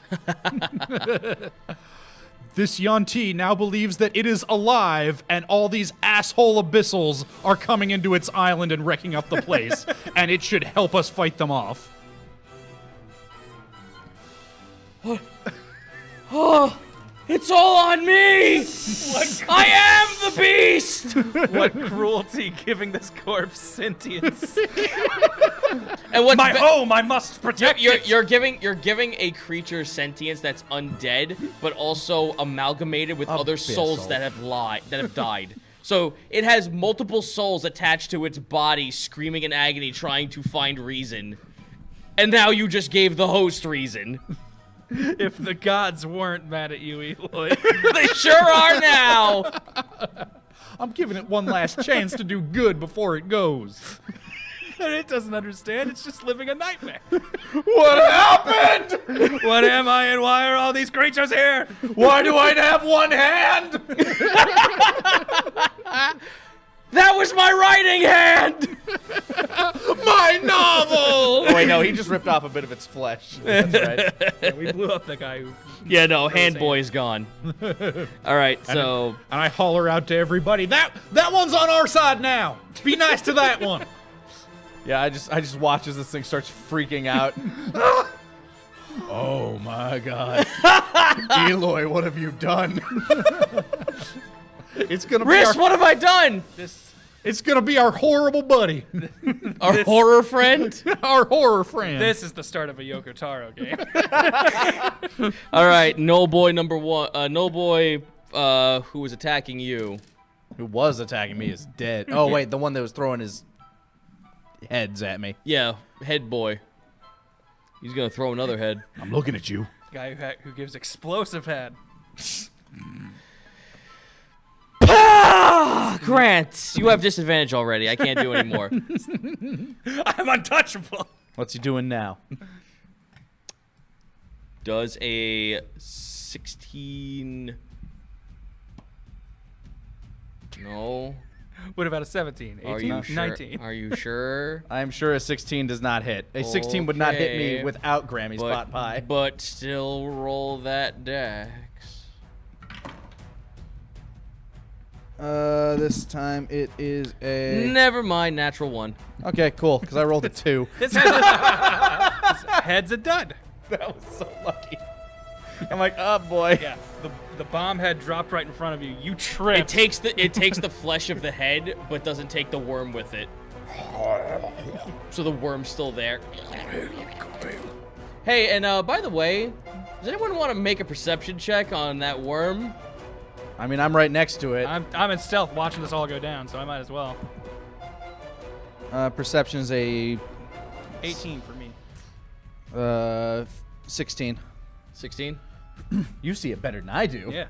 I want you to roll me a knowledge check with advantage. What do your half elf eyes see? Oh, all right. 19. That's no worm. That's that tadpole thing that Mr. Rattle showed you. That. I think you can save that for later. Yeah, I'm just gonna keep that information to me. I don't want to give away my position by trying to alert people. And that kind of explains why every time you touch these things, it almost feels like some kind of psychic is hitting you. My brain keeps hurting every time I punch it. I don't like things I can't punch good. I feel like the onomatopoeia is just whom. Whom. I need thicker gloves. All right, next up is Yon T-Boy. What am I? I got to roll for this, man. Okay, well, I didn't roll that, so that's okay. He's aware of himself. He's aware of what's going on. He hears the voices screaming. He wants them to stop. Make them stop. Make them stop. Make them stop. Make them stop. Rips off pieces of his flesh. He's our friend. It really is horrible. Rips the piece of the flesh off that has the fucking exploding tadpole on it. Hey. Hey, he's right next to his friend who also And he has rolled a exploding 19. Okay, well, everyone's taking that. Yeah, roll. tadpoles. Including me? Okay. Roll that dex. Oh, that one's much better. All right, that is 25. Yeah, you're fine.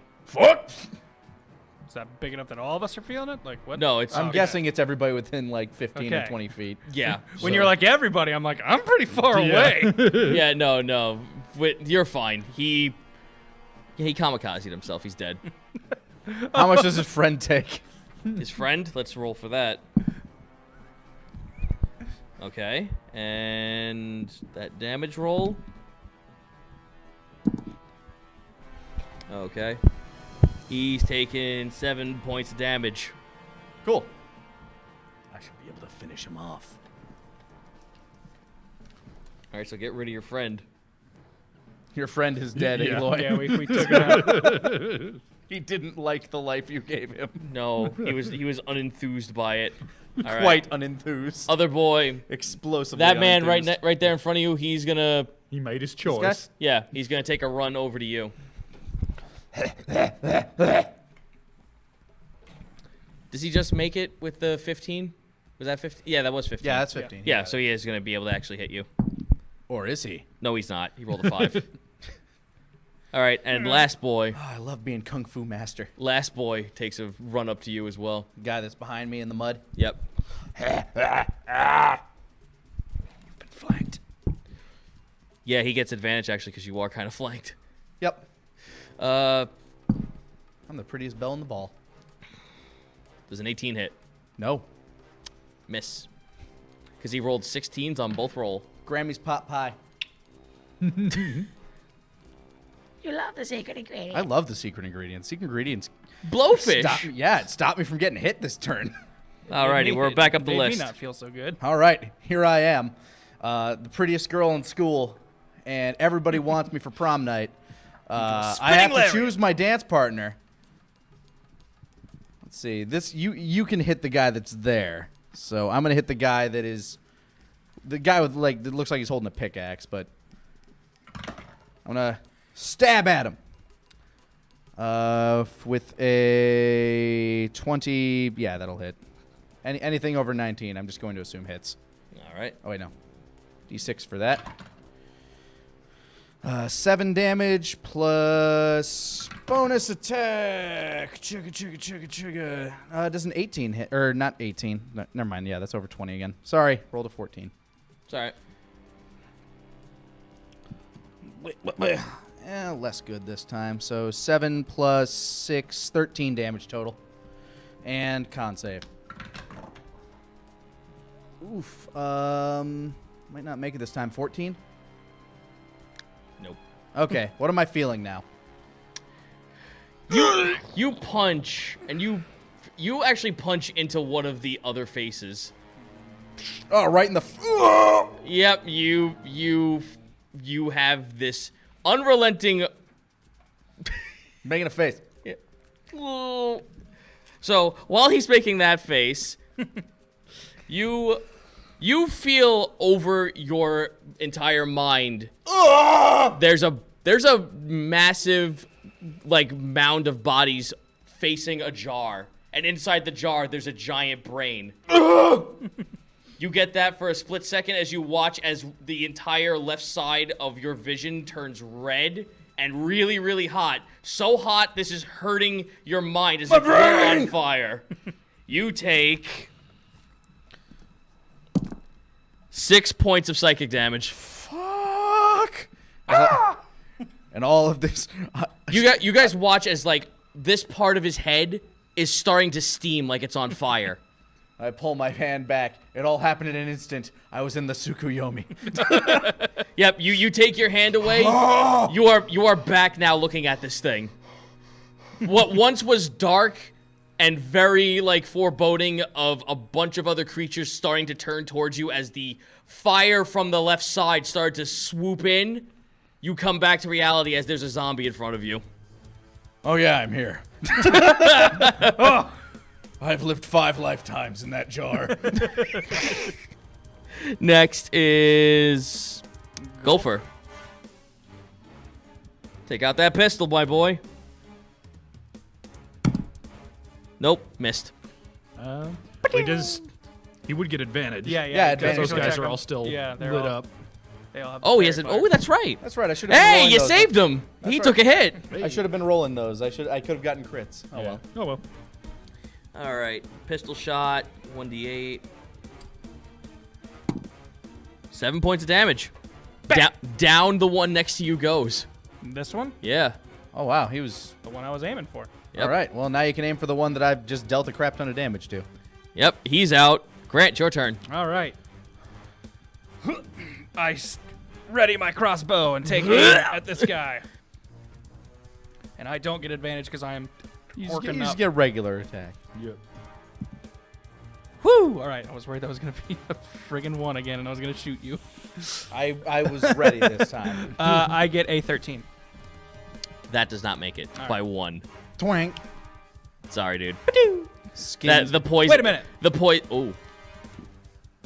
I'm also getting my sneak attack. That's only for damage. Oh, that's like for damage. Right? Never mind. Yeah.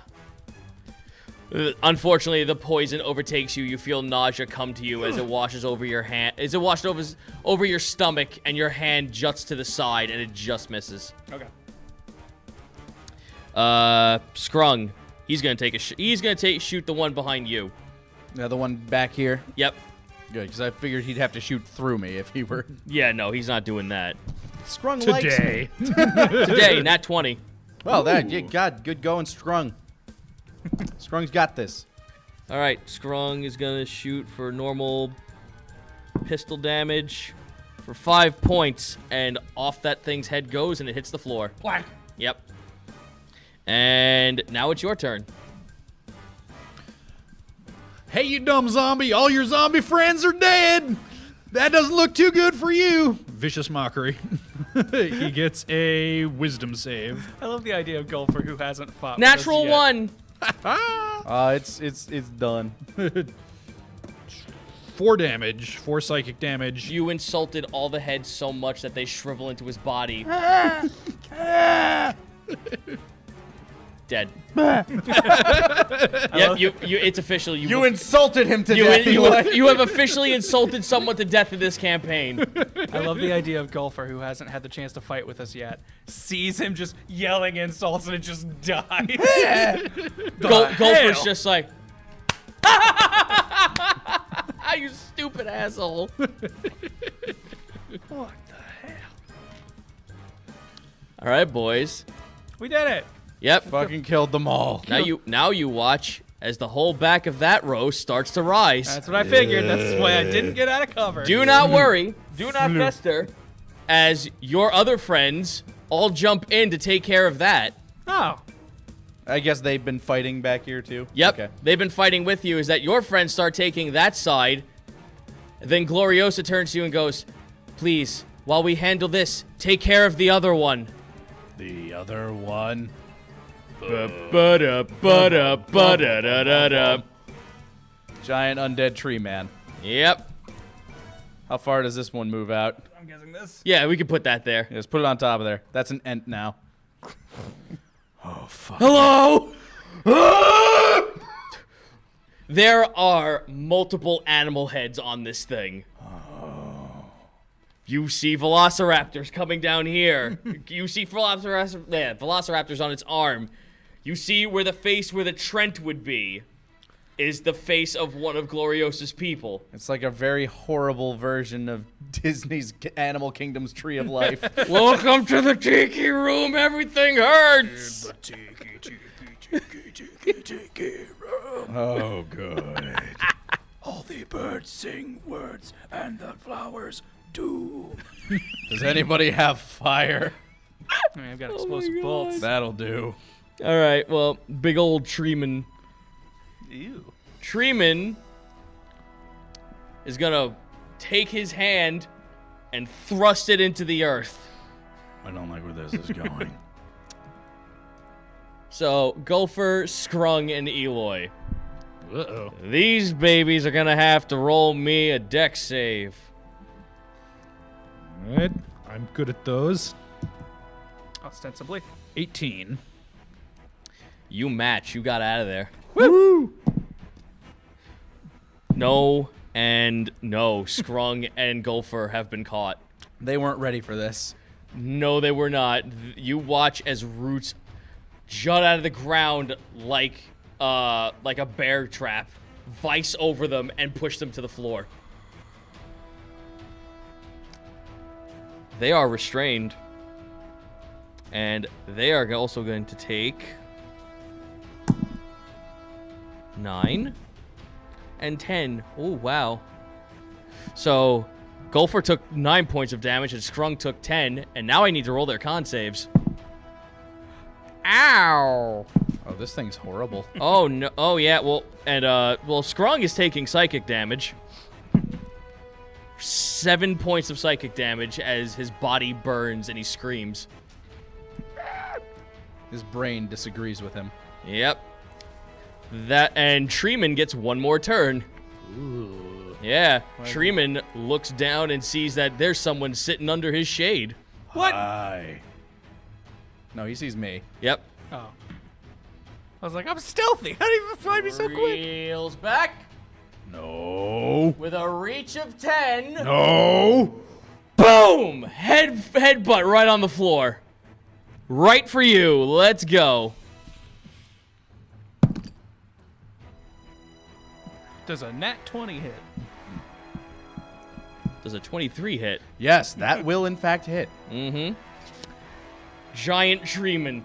Oh, boy. Whoop! Oh! All right, let's roll that damage. Guys, I think we found the boss of the encounter.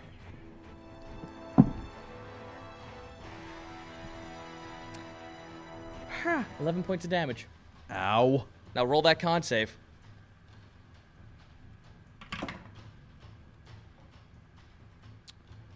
19. That will save. Okay. I don't need that in my life right now. It's now your turn. Good. All right. Perfect. Immaculate. All right, let's see. It's times like this I wish I'd picked up fire attacks rather than water attacks, but you know what? I'm a merman. You do have mud sitting right next to you. There's a puddle of water. I do have that. I will take that on the just in case. First of all, I am going to take my patient defense, so it has disadvantages on attacks on me. Alrighty.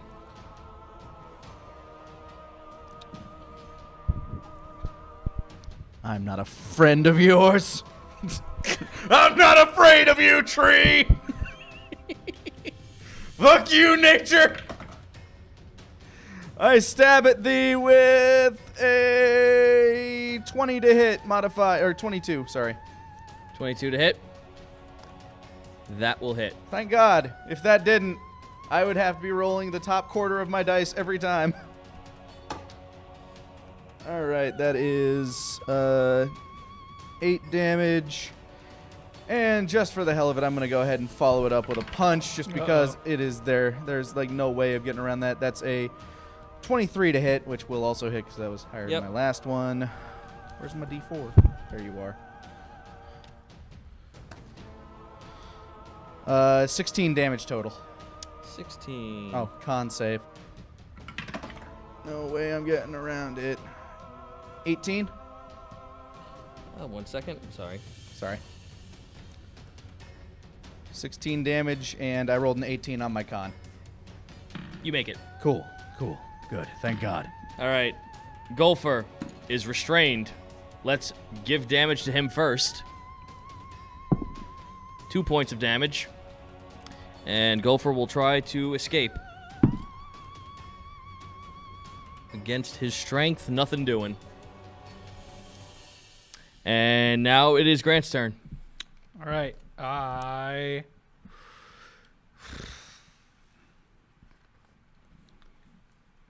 I'm going to play it safe for this turn. I am going to eat another piece of candy because I'm still not feeling super good. All right, that's your move action, I guess. You can move and then attack, so... Yeah, so if you do that, you can still maybe help me with this massive tree. I would like to. Yes, but I want to get that health fixed up first. Yeah, you and me both, buddy. All Roll right. me a con save, by the way. You've had a couple of turns. So Me? Yeah. Yeah, to adjust for your poison. Yep. 21. You make it. All right. No longer poisoned. Cool. That was the other thing I was worried about. Yep, it was only 2 turns per hit if you actually took the heads. All right. Now I take aim with my Trusty. crossbow. I was thinking about doing an explosive bolt, but Go ahead. I don't. I will get away. Or try. All right, explosive crossbow bolt coming at him with a 22. 22. That will hit. Yeah. All right, then we've got that in there, and D8. I am losing track of where things are. That's the 10. Here's a D8 if you need one. Yeah, thank you. And your sneak attack damage, so Yes. 2d6. Got that. 4 and 2. So plus 6. 6 plus 6, so 12 altogether. 6 and 12. All right. So we've done Done some good chunk of damage. to this 28 boy. damage to this thing so far. It's not bad. It still seems pretty angry. You're not a happy camper. All right, Skrung's turn. Skrung is going to take his damage first. Going to eat his medicine for max damage. Jesus. Poor Skrung. And now Skrung's gonna try to escape. Nothing doing. Oh, even with his dex? Oh, poor Skrung. Yeah, he's not doing too hot. Got him pretty good. Got him pretty good. Your turn. Might need to help them. All right, I am going to. And remember, his arm is still in the ground. That's So he's kind of pinned. yeah. It's a good thing I didn't go with my other plan, which I was going to just throw a ton of ball bearings and try and trip him the next time he moved. I'm gonna try a dissonant whispers at him. He gets a wisdom saving throw. I whisper at him with my bagpipes. I'll play a spooky song on my bagpipes. Natural 1. Okay. Awesome. So he takes 3d6 psychic damage. So that's Damn. 8. 12 psychic damage. That is cut in half. Oh. He is resistant to psychic. So 4 then. He doesn't have a mind. But He's a bug type. he now must immediately flee at his max movement speed. Oh. Which means he has to pull his arm out of the ground. Yep. Yeah, he does. And also means you get an attack of opportunity against him. I'll take it. All right, and now it's his turn. Yep. Yeah, he's going to flee. He's gonna no. He has to take his arm out first, so he releases them, and now he's going to. Yeah, he's going to move, but before that, he still wants to take a swing at you. Hey, he has to flee in his max speed. Yeah, that is what Dissonant Whispers does. Ah, very well. Make him run that way. He's running towards the other group. What's his max speed? Max speed First, is. I get my attack of opportunity Oh, because sorry. he's getting the fuck away from me. He is trying to about face. And that's when you, Stab at him. With a with Hale's Heart, I stab. 14 plus 7, 21. 21 will hit. All right, but I am going to stab him with one of my metal daggers and leave it in his flesh. Ooh. I see where you're going with this. Yeah. For 9 damage. 9 damage. Chink. All right, 9 damage. You guys are doing some pretty good shit to this boy. Turns out our coordination after a few fights is starting to get better. Yep. All right, your turn. So make him bail. How fast is he?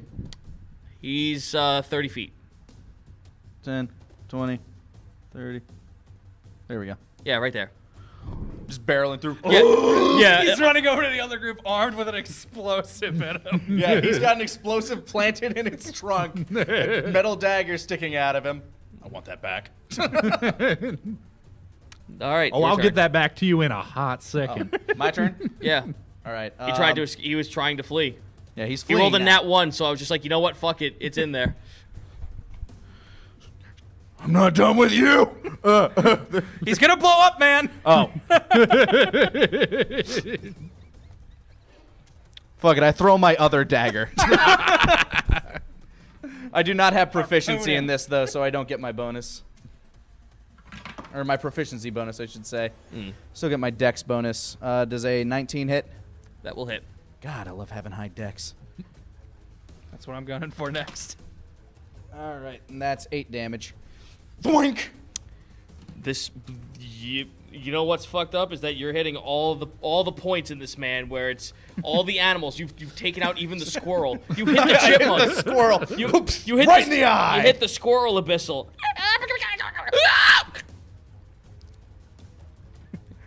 I know your weak points. Ota, oh my wamo, shinderu. Drops a couple eggs. All right, Golfer stands up. Unfortunately, I gotta roll for him. Fuck. He's like dazed from all of this shit. Wah. Like having things scream in his head for 2 minutes. Life is not fun. What? He volunteered for this. No, he begged for this. Yeah, he kept asking to come. No, he begged for We this. kept telling him it'd be dangerous. Oh no, and then he's like, "Ah, y'all didn't forgive me for what I've done." What? Oh. Snaps back into reality, sees that he's a little too far away. Grab Golfer and make him run up 60. That's you. Oh wait, no, you're right. That's gold. Yeah, that's Golfer. Sorry. Right there is actually fine. We'll have him sit right there. It's like a dash, or is he just that fast? He took a dash to get up that way. Okay. Yeah, he took the dash. So that's his turn. Grant, you're up. All right. I can move 30. Oh, first the explosion will go off on your turn, won't it? Yeah, we'll go off. Yeah.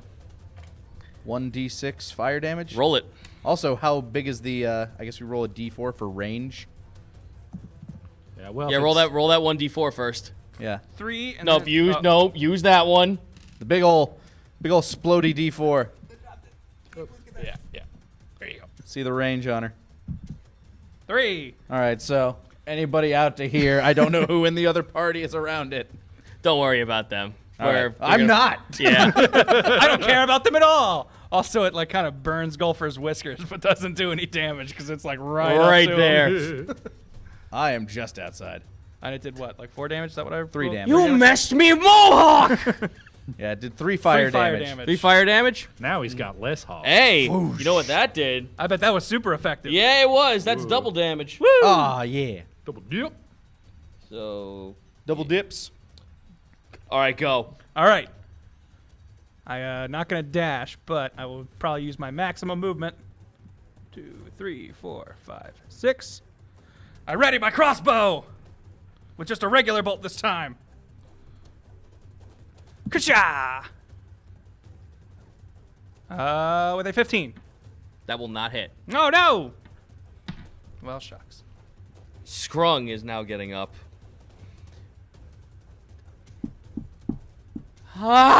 Ah! His brain's been intruded. So, good thing he doesn't have any hair because he's bald as it is. That I- hair would have been gone. He's been fucking taking some pretty high stakes psychic damage, so much that like he's bleeding from the eyes, ears, and nose and mouth. Yeah, I took 6 just by touching one of them and pulling my fist back. No, Skrung took it pretty bad. He's limping to try and get over that way so he can take the shot. I'm gonna No, fucking kill I'm you. done with this! He waddle him over 30 feet. He also has to take an action to reload his gun, doesn't he? Nope, he has a feat that allows him Oh. to bypass that. Good for him. Yep, he's got a feat that reloading does not equate to him. Nice. Onslow, however, does not. Yeah. I recall.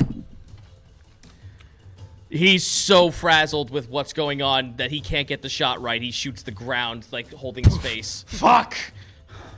No, he's losing far too much blood that he's holding his face in agony right now. Next is Ben. Now's your chance, buddy. All right.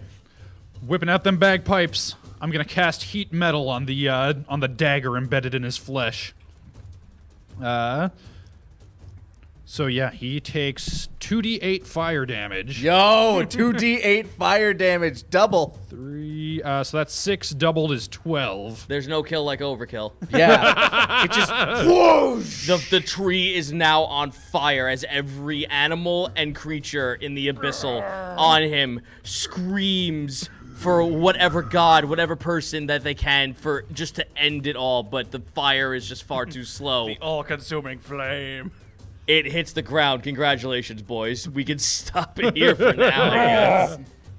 All right, that one may have been slightly supernatural. I will grant you that. You might have a little magic. Might have been a little bit of magic. But you did good, Eloy. It's mostly the music, but I'm gonna say like 80-20. I knew I'd find a way to work those my metal daggers. Guys, let me tell you something. You guys got the cool kill. I will give you that. Remember, the DM will remember this cool kill. And that's where we will stop for now. Oh man, murdering a giant abyssal Trent. All right, you pull that out. I'm going to go grab my laptop so I can pull up the Discord. Cool. Actually, we've got the Discord on here as well, if that'll save us some Awesome. time. Yeah, sure. I'm gonna go grab mine anyway though, because I want to top off my water. By This actually is all a means. very, very, very good spot for what I have in mind for next game. Ooh. This is a very good spot With your indeed. heat metal, now all I'm thinking is I want to start getting metal chains and start wrapping them around people. That was such a good idea. I'm so glad you guys went with that. I was just like, I see what they're doing. I hope the dice favors them because this is such a good idea. Because I've got a grappling hook, but if I replace that rope on it with just chain and then just... Yeah, heat metal is dope. There's no saving throw against it. Make sure every crossbow bolt. Oh no! I And have if you is- do it correctly, I will just be like, "Yo, no, Yeah. do the damage. This was great." Yeah, I mean, the best they can do is drop whatever they're holding. But yeah, if it were, yeah, I never even thought of that. Like, If it's embedded in their flesh, Yeah. how do you drop it?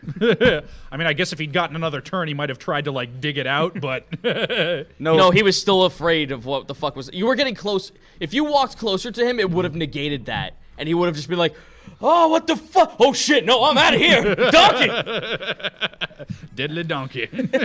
Are my crossbow bolts metal? And yeah, that 2d8 fire damage, it does that every turn.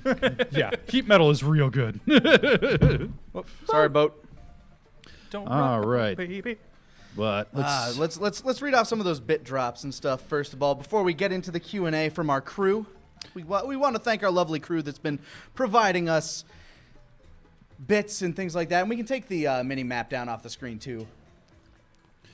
just making sure I don't skip anybody here. We got, let's see, we got 1,500 bits from Kylar Pierce saying there's a new Heroes of Might and Magic called Might and Magic Heroes 7. Oh. I would love to see you guys try it sometime. I've always wanted to get into that franchise. I just never had the chance to.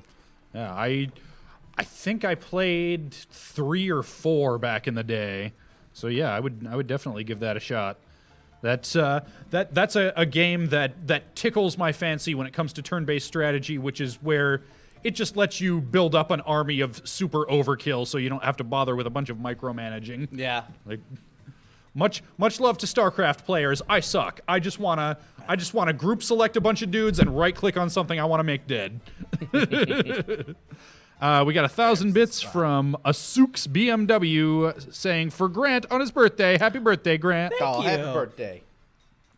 And we got 500 bits from EPAM says happy Grant Day birth. That's me. Okay, Birth. Hey, Birth. Palamedexy with 1,000 bits says Eloy with the kill. And Acer196 with 500 bits. No kill is as good as overkill. Agreed. Rig Mathis with 500 bits saying, Lanny, don't you have shock gloves? Yeah, funny how when I'm fighting something made of wood and these zombies that really hate fire, that electricity, like 1d8 electric damage, just doesn't seem to come up when I can be doing 18 damage with my punches. Fair. Real quick, enough. what channel are we planning on doing this Q&A? And I was thinking we do it on the Spoiler. the TFS D&D spoiler one. Actually, the the mods mods have set have it. Yeah, the mods have it set up. There is an AMA thread that they have opened up for this. It's under the Q&A section. There's a full... D&D AMA, please. Yep. Okay, there we go. Yeah. Awesome. All right, I got that pulled up for when we're ready. I have it on my phone, so I can be looking at it as well. All right. Well, I love that they also put up as like one of the rules is my post that says spoilers don't mean asking the GM for unknown knowledge. yeah, they also helpfully put up some frequently asked questions that have already been answered several times, such as when Unexpectables crossover, probably never. Sorry. Be a tough thing to set up, Kind of difficult. and I don't think our universe. But let's is keep exactly reading off matched. them. Yeah. That's what we've got for bits. Let me see if we got any subs happening here with messages they want read. We've got a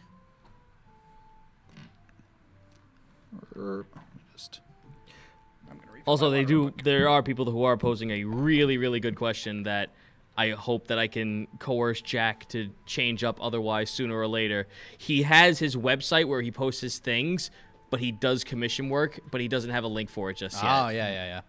Okay, looks So like I did when I Hold get on. that, I'll let him know. Sorry. Sorry about that. Yeah, looks like I did get all the subs with messages. Thank you so much to all our lovely subs. Thanks, Thank you guys. for joining the crew, guys. And spoiler for the future, we actually do have sub giveaways planned in the future, but we'll be working on that and figuring something out for that shortly. Anyway, is that everything we had to Yep. read off there? Yeah, that's everything for subs and bits there. Awesome. Well, for everybody who's watching the archive at home, this Q&A is going to be live. So thank you so much for joining us, and we'll see you guys next time, Tuesdays at 5 p.m. Central Time at the table. just where it needs to cut off. Yep. Now,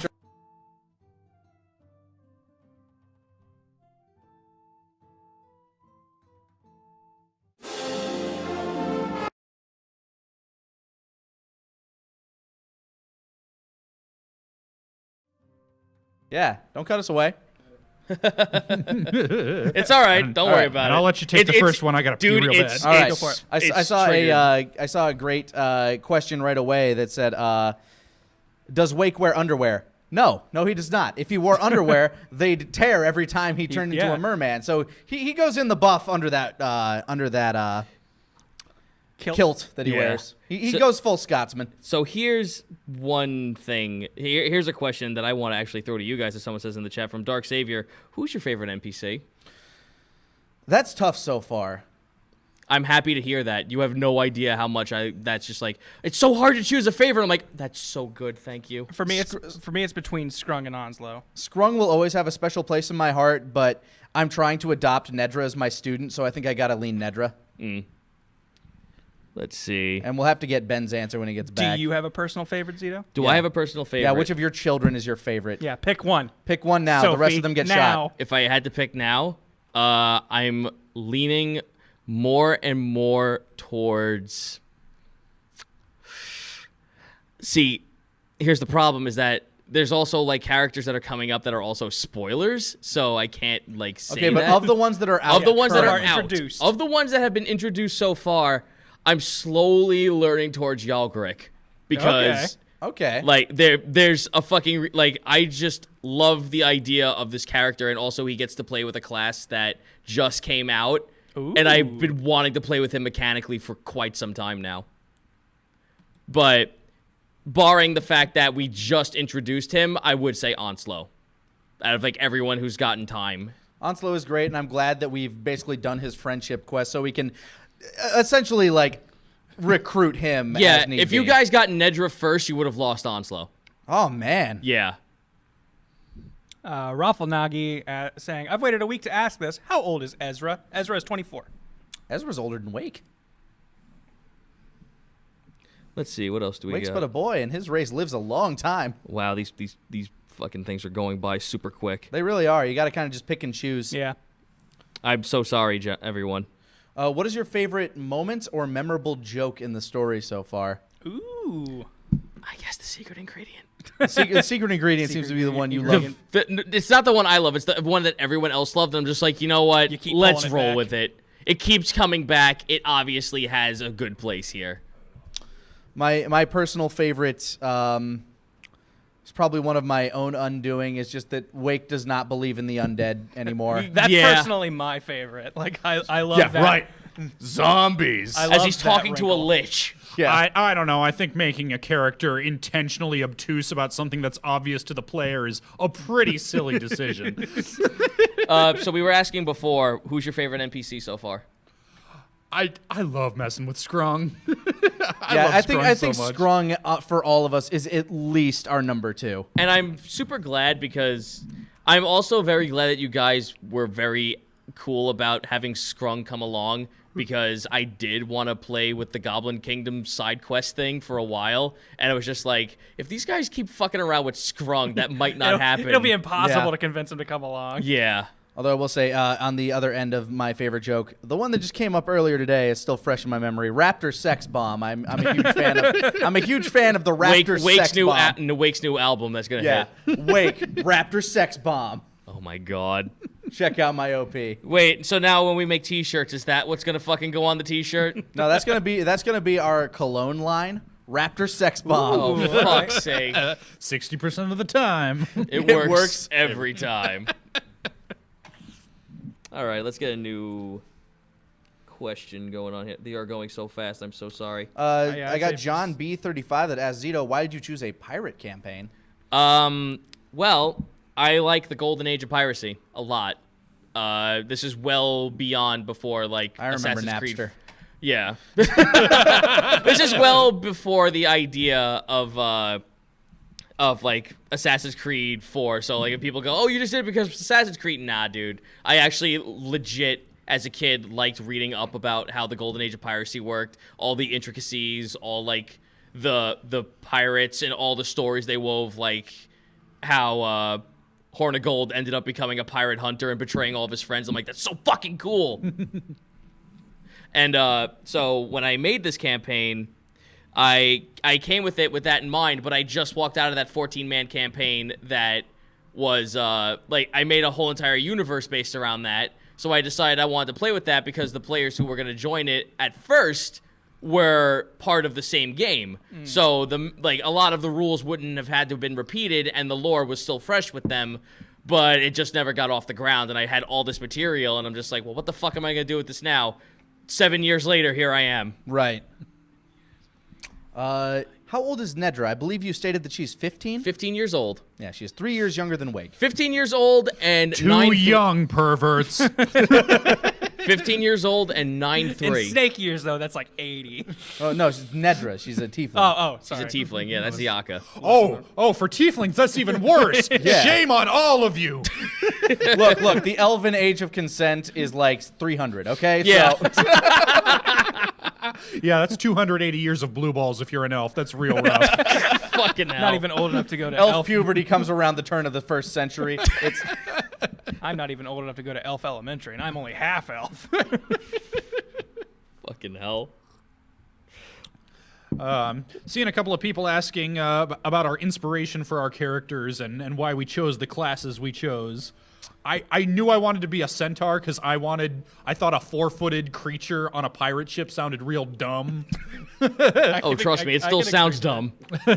And then I went bard because I wanted something with some healing, but I played cleric in my last campaign, so I wanted something different. And turns out bards are fine healers in 5e. So we knew going into like a 3-person campaign, essentially a 3-player campaign, that we were going to need some classes that could balance out some weaknesses from from like some of the deficiencies, which is why I chose monk, because I know and have proven that monk can be a destructive tank, but also deal a crap ton of damage. Yep.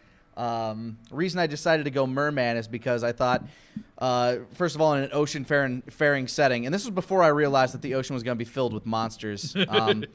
Well, having somebody that could breathe underwater, pretty good. And as a monk merman, as I read through like the sheet that Zito gave me for the monk or the merfolk class, they have a standard swimming speed of 60. And then you add the unarmored movement of monk, they have a swim speed of 70. However, their land speed goes down to 20, but since we were starting at level 3 and I get that unarmored movement, I'm not moving any slower. So I'm just a normal speed person on land, and I am a fucking rocket in the water. Yeah, that's fair. And I was completely okay with that because in a world where it's mostly water, there's going to be shit that maybe you don't want to be in the water, even if you live there. Yeah, I've lived in, like, Wake lived in the water. He's fought sharks. He's dealt with that shit. It's why he has a rowboat to sleep on at night when he was traveling. Right. He doesn't like dealing with it all the time. Yeah. Sometimes you don't like messing with a kraken.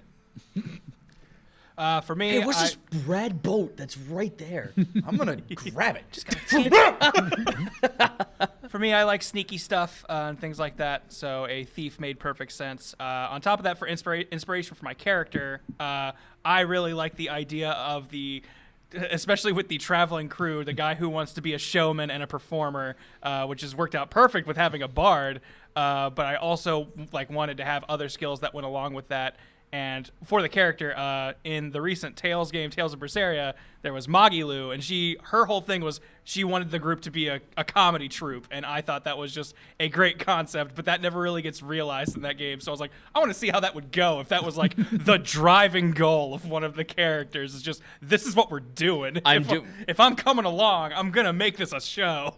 I'm doing my best to make sure that you guys get enough time to do what you want.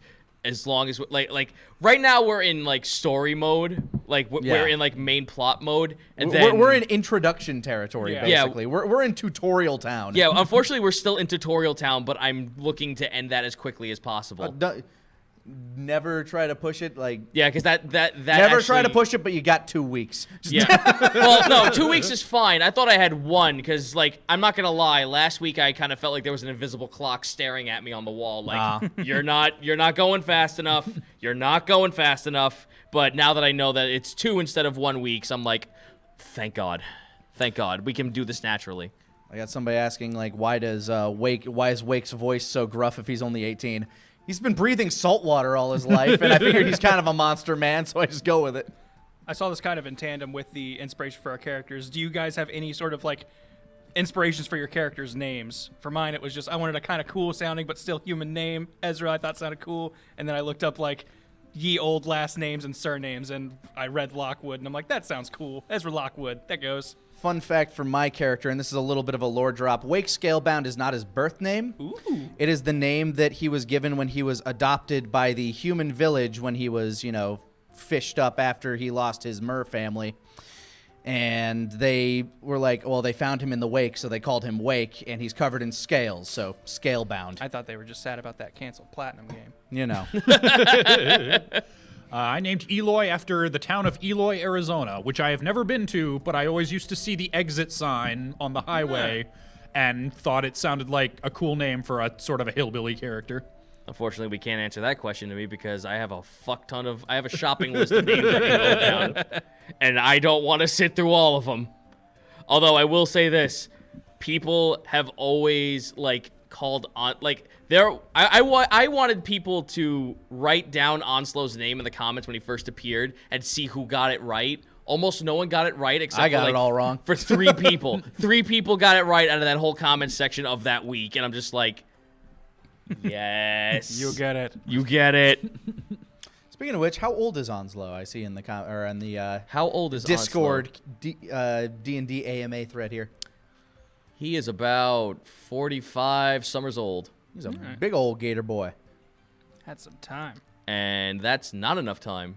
That's actually fairly young for lizard folk. Yeah. Oh.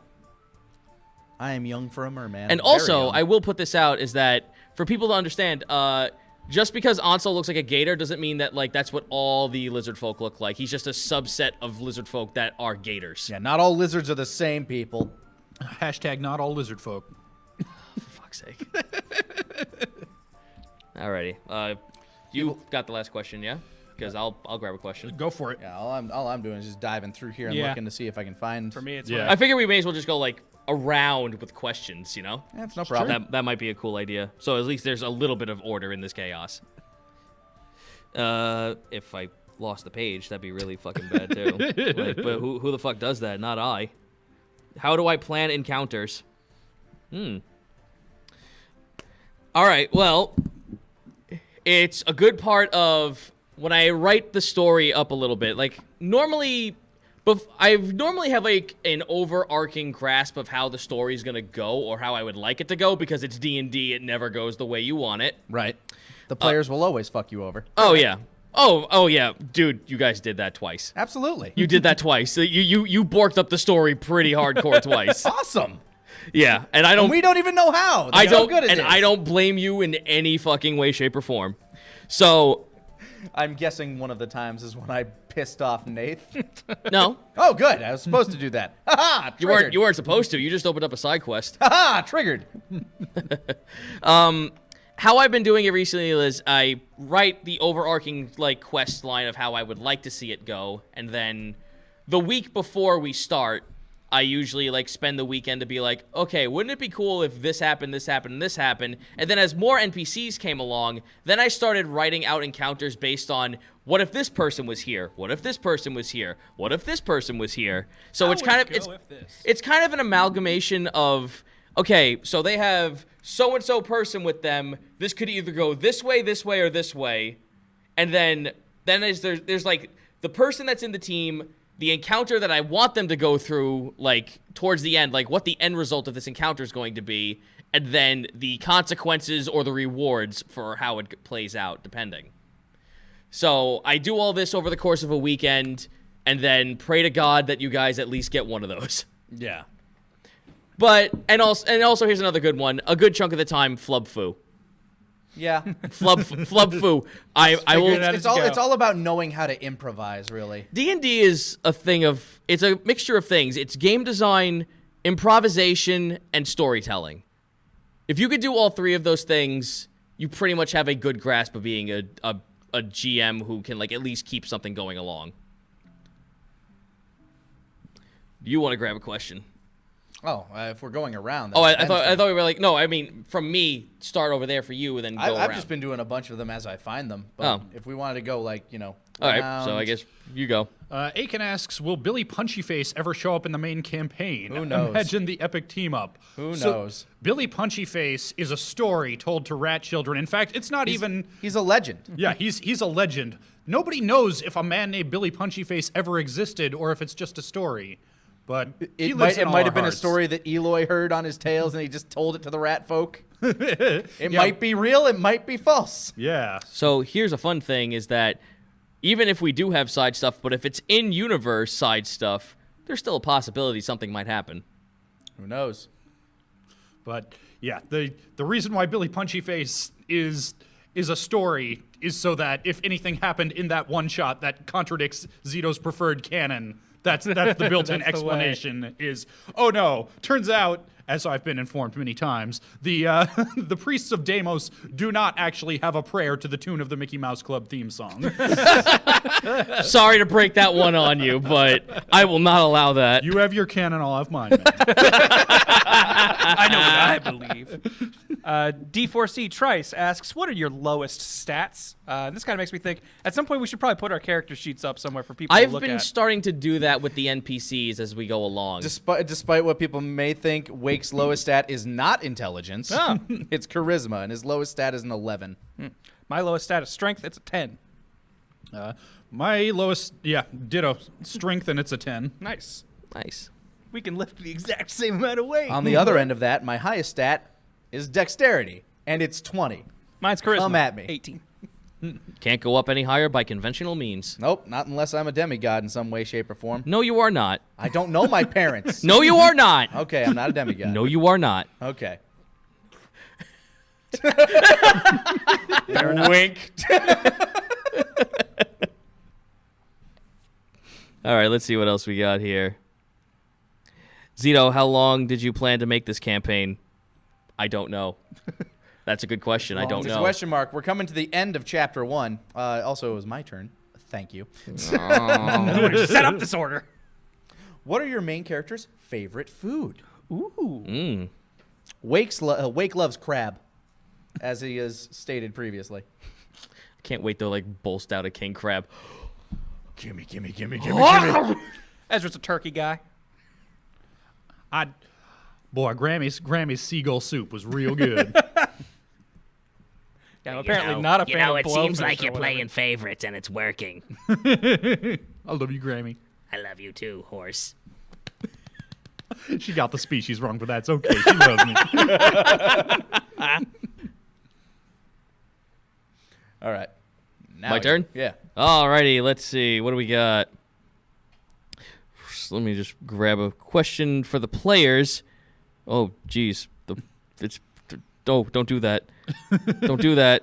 Oh no. Oh no. This thing's going way fast. I don't think doing this on a phone is a good idea. Well, I mean, Question for Zito. Do you plan on ever having this campaign ever published or set up for others to run? Ooh. That was never something I considered. Because this world is so homebrew that I was very... kind of hard. It not only is it kind of hard, I was very afraid that it wouldn't be well received when I did this. I have been dropping little like hints of how gods work and how like death works in this universe in the spoilers chat. So I may as well tell this here since we're talking Which I'll tell you about right it. away. I kind of avoid those typical spoilers. So I have no idea unless we actually learn about it in-game. Yeah, Risk was your gateway to learn about that shit. And he still is, waiting back in town. Yeah, so if you guys want to look about that kind of stuff, you can look at it on the spoilers, but I'm not going to say it here because I don't want to ruin it for these guys if they don't want to go on there and see that shit. I don't know it. The only thing I will say is that, like, the only things that you guys can look on that spoilers thing is, like, the list of gods, because you've been to Father Dorn's place. You know what all the gods are now. you have a list of them. You could always like ask and question. It's not a big deal. Here, I got a super legit question that I want to bring up real quick here from General Garchomp. Why isn't Wake a demigod, huh, Zito? Well, Not my question. Well, I like General Garchomp's follow-up. Or is Wake, if Wake can't be a demigod, does that make him just a god? No. Okay. A demigod though. Ah. Quarter. I'm not going to make someone who's a god who doesn't believe in the undead when he talks to one straight in his face. I can't in good faith make that happen. That's a good story. It's a good bard's tale, but fuck off if that's a god thing. Eloy's 1/8 god. He's an octorinity. Alrighty, I guess we're back up to you. I got a question for Anakin the Weird, wanting to know why I'm in a suit and tie. I'm not. A suit is a matching jacket and slacks. Yeah, that is a sport coat. Yeah, that is. Well, this is just a sweater. Yeah, but how much AC that's does just it a give sweater? you? No, that'd be a cardigan. Yes, that is the type of sweater that it is Okay. a cardigan. Cardigan is a sweater that buttons in the front. So there you go. I'm just wearing jeans down here. This is me casual. Yeah, Ben just likes to dress up. Blitzy has a question I think we've all been wondering. So when Wake swims, do his legs fuse up from the feet or down from the torso? Down from the torso. Okay. Up from the feet would be kind of hard because they'd always have to be together. That would also be kind of weird, because wouldn't that mean water would get stuck in there? Yeah, right? Like, kinds it's of down things. from the The torso. real questions! Alright, your turn. Let's see here.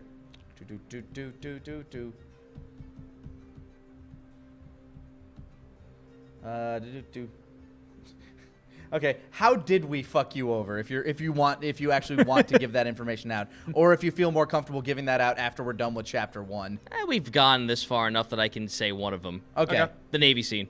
Oh, you didn't expect me to blow them up. Okay, that makes sense. Now that Avelo is here, they were like, we need to go get Captain Avelo. And in my thought, that was like, if the captain sees me, I'm fucked. You were supposed I to need talk to the captain. Yeah. So I was like, I need to get out of here now. And that's where the fuck up began. Yeah. Okay, so that's where it began. Man, I'm just imagining. You compounded it. Yeah, I'm just. then I put the exclamation point at the end. I'm just yeah. imagining if she did show up. It's like, well, I guess we got boom. 'Cause, yeah. What? In my mind, I was just like, Navy equal bad guys. So I was like, we cannot, under any circumstances, have their higher ups see our faces. You didn't know what the shade of gray was with the Navy at It's this true. point. At that point, I looked at them all as bad. Wake still hates them. Alrighty. Yeah, that was me. It's up to you. Up to me. Let's see. I saw a really good one. Zito from Sexy Beast Bahamut. How do you handle it if one of your players romantically pursues one of the NPCs? Is this awkward for you to play? Ooh. Not if it's in context and it makes sense. It's just the character. Yeah, as long as it makes sense and has good chemistry and is not just a token excuse just to be like her romantic relationship. And then we bang. Yeah. I mean, I see a lot of people shipping Wake with Everyone. whatever monster lady of the week happens to show up. I don't mind. I think it's fun. I love the art, and Wake just is not thinking about that at the moment Yeah. for various reasons. Y'all are just thinking about it. I was gonna say, I feel like our characters are similar in the regard because someone asked, who does Ezra think is the hottest so far? Yeah, I'm like, come on, Ezra. Ezra's got a focus, and that is like kind of taking away. Like, he is not thinking about We all know. relationships. That's a handsome dog man. He looks like Star Wolf. You haven't even fucking met him yet, and I can't wait. We've seen him. Look, as far as Eloy is concerned, like, imagine if you were in a world where everybody was just torsos waddling around on their hands. The first thing you think is not, ooh, I wonder which one of those I want to date. So, yeah, he's...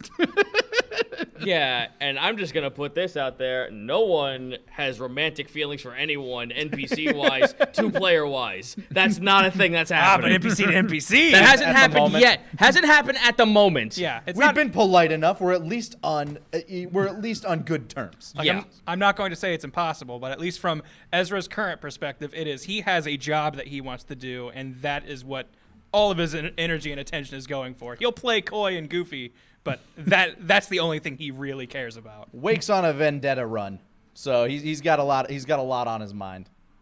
When is Grammy and Wake confirm? Right now. Grammy X Wake. There you go. Here's another. I'd ship it. Damn it! We call it. Damn it! We call it Grake. Fuck. Okay, here's Whammy. Yes, the whammy. Okay, here's No the. whammy, I want to. no I want to whammy, add one more stop. thing. No whammy. No whammy. Stop. I want to add this one thing. I've seen so many people constantly ask me, "Is Grammy going to be recruited on the ship?" She's damn right she is. I mean, Somehow, I don't know. If you, I mean, you guys can if you want We've to get already her. heard there is a possible. Like we've already heard how she ended up on that ship. Yeah, and I guess if you want to get her that bad, you could just repeat that. I'm just sure. saying, I'm sure Havoc doesn't give a shit if you take her away. I'm just saying we need a cook. So far, when we've eaten her stuff, I've gotten sick one time. Yeah, so far when we've eaten her stuff, you've either been poisoned and harmed, Here you go, or have gotten this. some pretty good stuff. Eat this apple. I infused it I with a still bloater have that fish. vial of Cat's Grace. Yeah, plus she knows. Plus she knows how to make potions. Clearly. Alrighty, who's up next? I got one here from Nikemata wanting to know how much experience each of us have prior in D&D. I played a fair amount in high school, and then a whole lot of nothing, and then just a couple years back, I played a Pathfinder campaign with Corinne Megami 33, Moscow X, DM'd by the Loading Crew. You can still find those archives. A lot of that was streamed. You can find those archives up on YouTube. That was a fun campaign, and I liked my character, and it was very much a prelude to this. I started playing about 7 years ago. My first class that I ever played, because I didn't want to worry too much about equipment and stuff like that, was a monk, which is kind of what set me on really, really liking monks. It's like, oh man, like, because you start off, you're pretty weak. You're not doing a lot of damage at like level 2, level 3, even level 4, where I'm already doing a shit ton of stuff. Although this is 5th edition monk. But when you start getting like stronger and more powerful, you start to realize that monks just kind of become gods as they get to like 18, like around level 18. And my DM at the time, Shadow Dancer Bob, you'll probably see him in the chat every now and again. He let me multi-class into a extremely broken character because this was my first campaign and I wanted to go on a power trip. So I multi-classed into this thing called a Tome Monk, which essentially what a Tome Monk does is it focuses on stances, and those stances give you special abilities. And one of these stances allowed me to do like basically a flash step as a free action, teleport up to like 20 feet in any direction.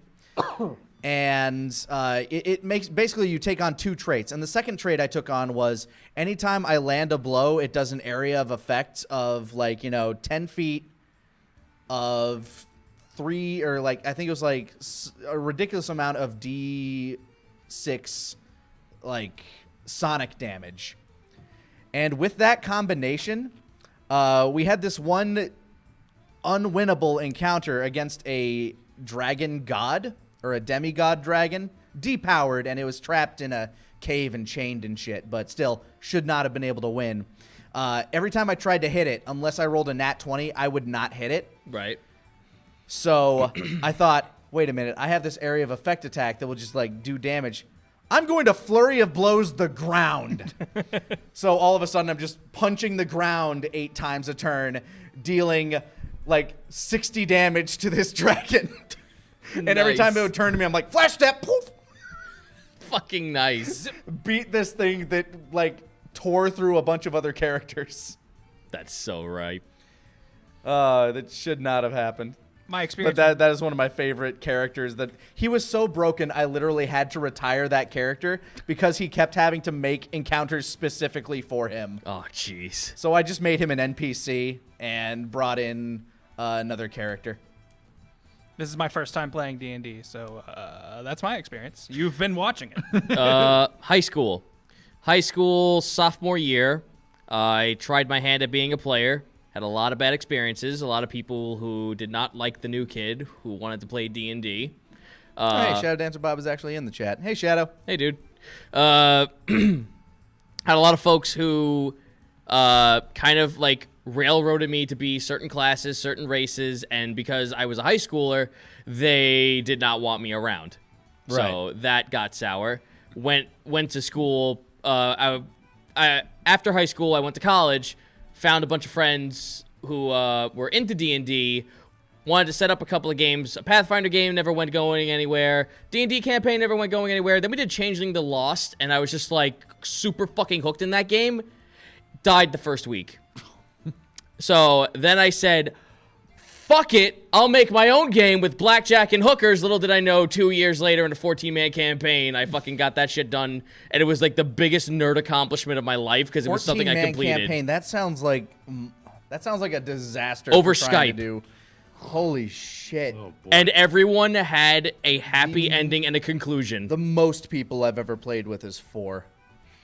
The most, well, I can't say the most I've ever played with, because I've never been a player. I'm forever cursed to be a GM. And then the Unexpectables happened, and then I'm playing that. So Right. I'm getting a good, healthy mix rather than just being stuck going, all right, I'll make you a fucking encounter for tomorrow, I guess. God damn I will it. say, like, I have GM'd a few campaigns before, and I really enjoyed them. But there is something special about just being a player and living in somebody else's world. Oh, yeah, it's a completely different feeling, and I love that now, of all this time, I now get the chance to GM, so I get to scratch my cosmology itch, and then I get to play and be a part of something else that's not something I created, so it gives me a little bit of fanfare and mystery to it. Makes sense. That was a big question. Gokami wants to know, just if the worst case scenario, if your characters happen to die, do you have any backup character ideas, or do you take over an NPC? What's the plan? I have a few ideas. I have no plans because I'm not gonna die. Also, I have no idea what the Says the guy who almost died 5 times. I also have no idea what the rules are in that when it comes to stuff like this. Basically, you just take what level you are when you died, and this is if, like, you know, the other player characters aren't even going to attempt to get you revived or anything like that. Oh man, the bring back Ezra quest. Yeah, Ezra revival quest. Basically, you just roll up a same character of that level that you were at, and then the GM will either grant you a certain amount of gold based on what equipment you had, or you just take the amount of gold you should have at that level to build that character. The way I'm going to do it is, if there is a death in the party, I actually do like the idea of the quest for. Quest for revival. Yeah, quest for revival, and the way I would work that is I'd get a guest character from the office play the other NPC to help you guys out. While you're just off doing something else. Hey, that's cool. I get a Tuesday off because I'm dead. But I do have plans that should Wake fail in his mission or die in some tragic way, I do have ideas for characters to replace him with. Now, dude, now you say that, and I think I like the idea, but here's the thing is that does anyone, well, I'm not sure if everyone here has read Xanathar's Guide to Everything. I know you guys have taken a look at it. Yes. Have you fucking seen Zealot Barbarian? I have not taken a look at the barbarians. I did take a look at some of the paladin stuff, and I liked what I saw. But At level 3, you require no components to come back from the dead. You just get to come back. it's like, Oh, good nap. If after a fight, when someone goes, oh man, I really, like, you know how normally when you have to bring someone back to life, you need like a set amount of money, an article of their clothing, something like that, some kind of ritual to go through it? yeah, something. Fuck all that. Just get someone who goes, Ave Maria, he's back. Ah! I live. So I'm just waiting for when everyone becomes a Zealot Barbarian. Because there's no fucking reason not to. Right. All right, let's see here. Let's see. I got one here from lovely Lorelei. Why did you decide to make Eloy an anti-magic bard? My first thought when I wanted a healer that wasn't a cleric was, well, I've never played a druid. And then I was looking through it and thinking about it and realized, no, I'm just not into the whole druid, like, one with nature thing. So I just took that and ran with that. Like, I rolled that into part of his backstory, that he was from this tribe that were all into druid shit, and he was just not a druid. Yeah, he was just really shitty at druid stuff, and so that was why he was kind of like the outcast from the tribe. and went from there into, well, okay, then, yeah, as far as they're concerned, all other magic is bullshit. That's what jerks do, and we don't want that. So yeah, that's where that kind of came from. Bracky's calling out my shit. He says you require the resurrection spell, but no components to do so. Okay. Okay. So That makes a little bit more that's sense. still that's Still what kind of they- broken. That's a 4th level spell, right? Yeah. Yeah. So that's not. And it's not at level, impossible. It's at level 3 you get that shit. So yeah, you just go to church and be like, "Forgive me, Father, for this boy has sinned. He died like a bitch." Father Dorn, this guy died. You just bring him back real quick. Just pour like here he gets the thing of holy water. Oh! His house says natural wonders. Party name or no? Yeah, no. Make it. I think I'll take it. The natural wonders. I like that. Your boys, the natural wonders. Unless we want to do that thing you do reference and be the natural own eaters. Natural wonders it is. Let's see what other questions we can get. Oh, if Lanny dies, he should play as Nedra and finish her master's quest. Oh my god. I will say This this. was for Sensei. NPCs that you guys get as recruitables, they will not be bled in as other playable characters. So Okay. like no one guest stars as them. No Yeah. one. No, one used to anybody play as them. that will eventually guest star here, just to answer that question that's popped up a few times, we do intend to have some people show up eventually, just to kind of like pop in, play a character for a little bit, and pop out, like little side characters. I have already started to write up a filler story for someone in this office. Ooh. Nice. But they yeah, are A-okay for with things being- like that, they will be crafting their own character, bringing that with them, and then disappearing off to do their own quest or something or the other. Or, you guys are on the open seas and you're becoming privateers, not pirates. Or if you want to be Excuse out loud. me, we're a traveling group of entertainers. Yeah. Exactly. No, that's fine. So who's ship of to say comedians. who's to say out of all of Los Aranas you don't meet someone familiar? Yeah. Or you find a friendly ship or a ship that you've seen beforehand. Dombro asks, what level does Wake learn the Kamehameha? I would had to have gone with the Sun Soulfire monk if I wanted to be a key blast thrower. How about a character who jumped the frontier wall? Fucking bastard. Will Wake train Nedra like he promised her? Yes, but they need to get off Tutorial Town first. Yeah, once we get off Tutorial Island, then Like we can... once we get out of Jahal Cove and we can get onto the open seas and actually have some like dead time between not trying to track down the dude that's trying to murder everyone on the island. Yes, Wake will be training Nedra, both in sparring matches and teaching her how to calmly collect herself and fight through her rage, but be focused in it. Yeah.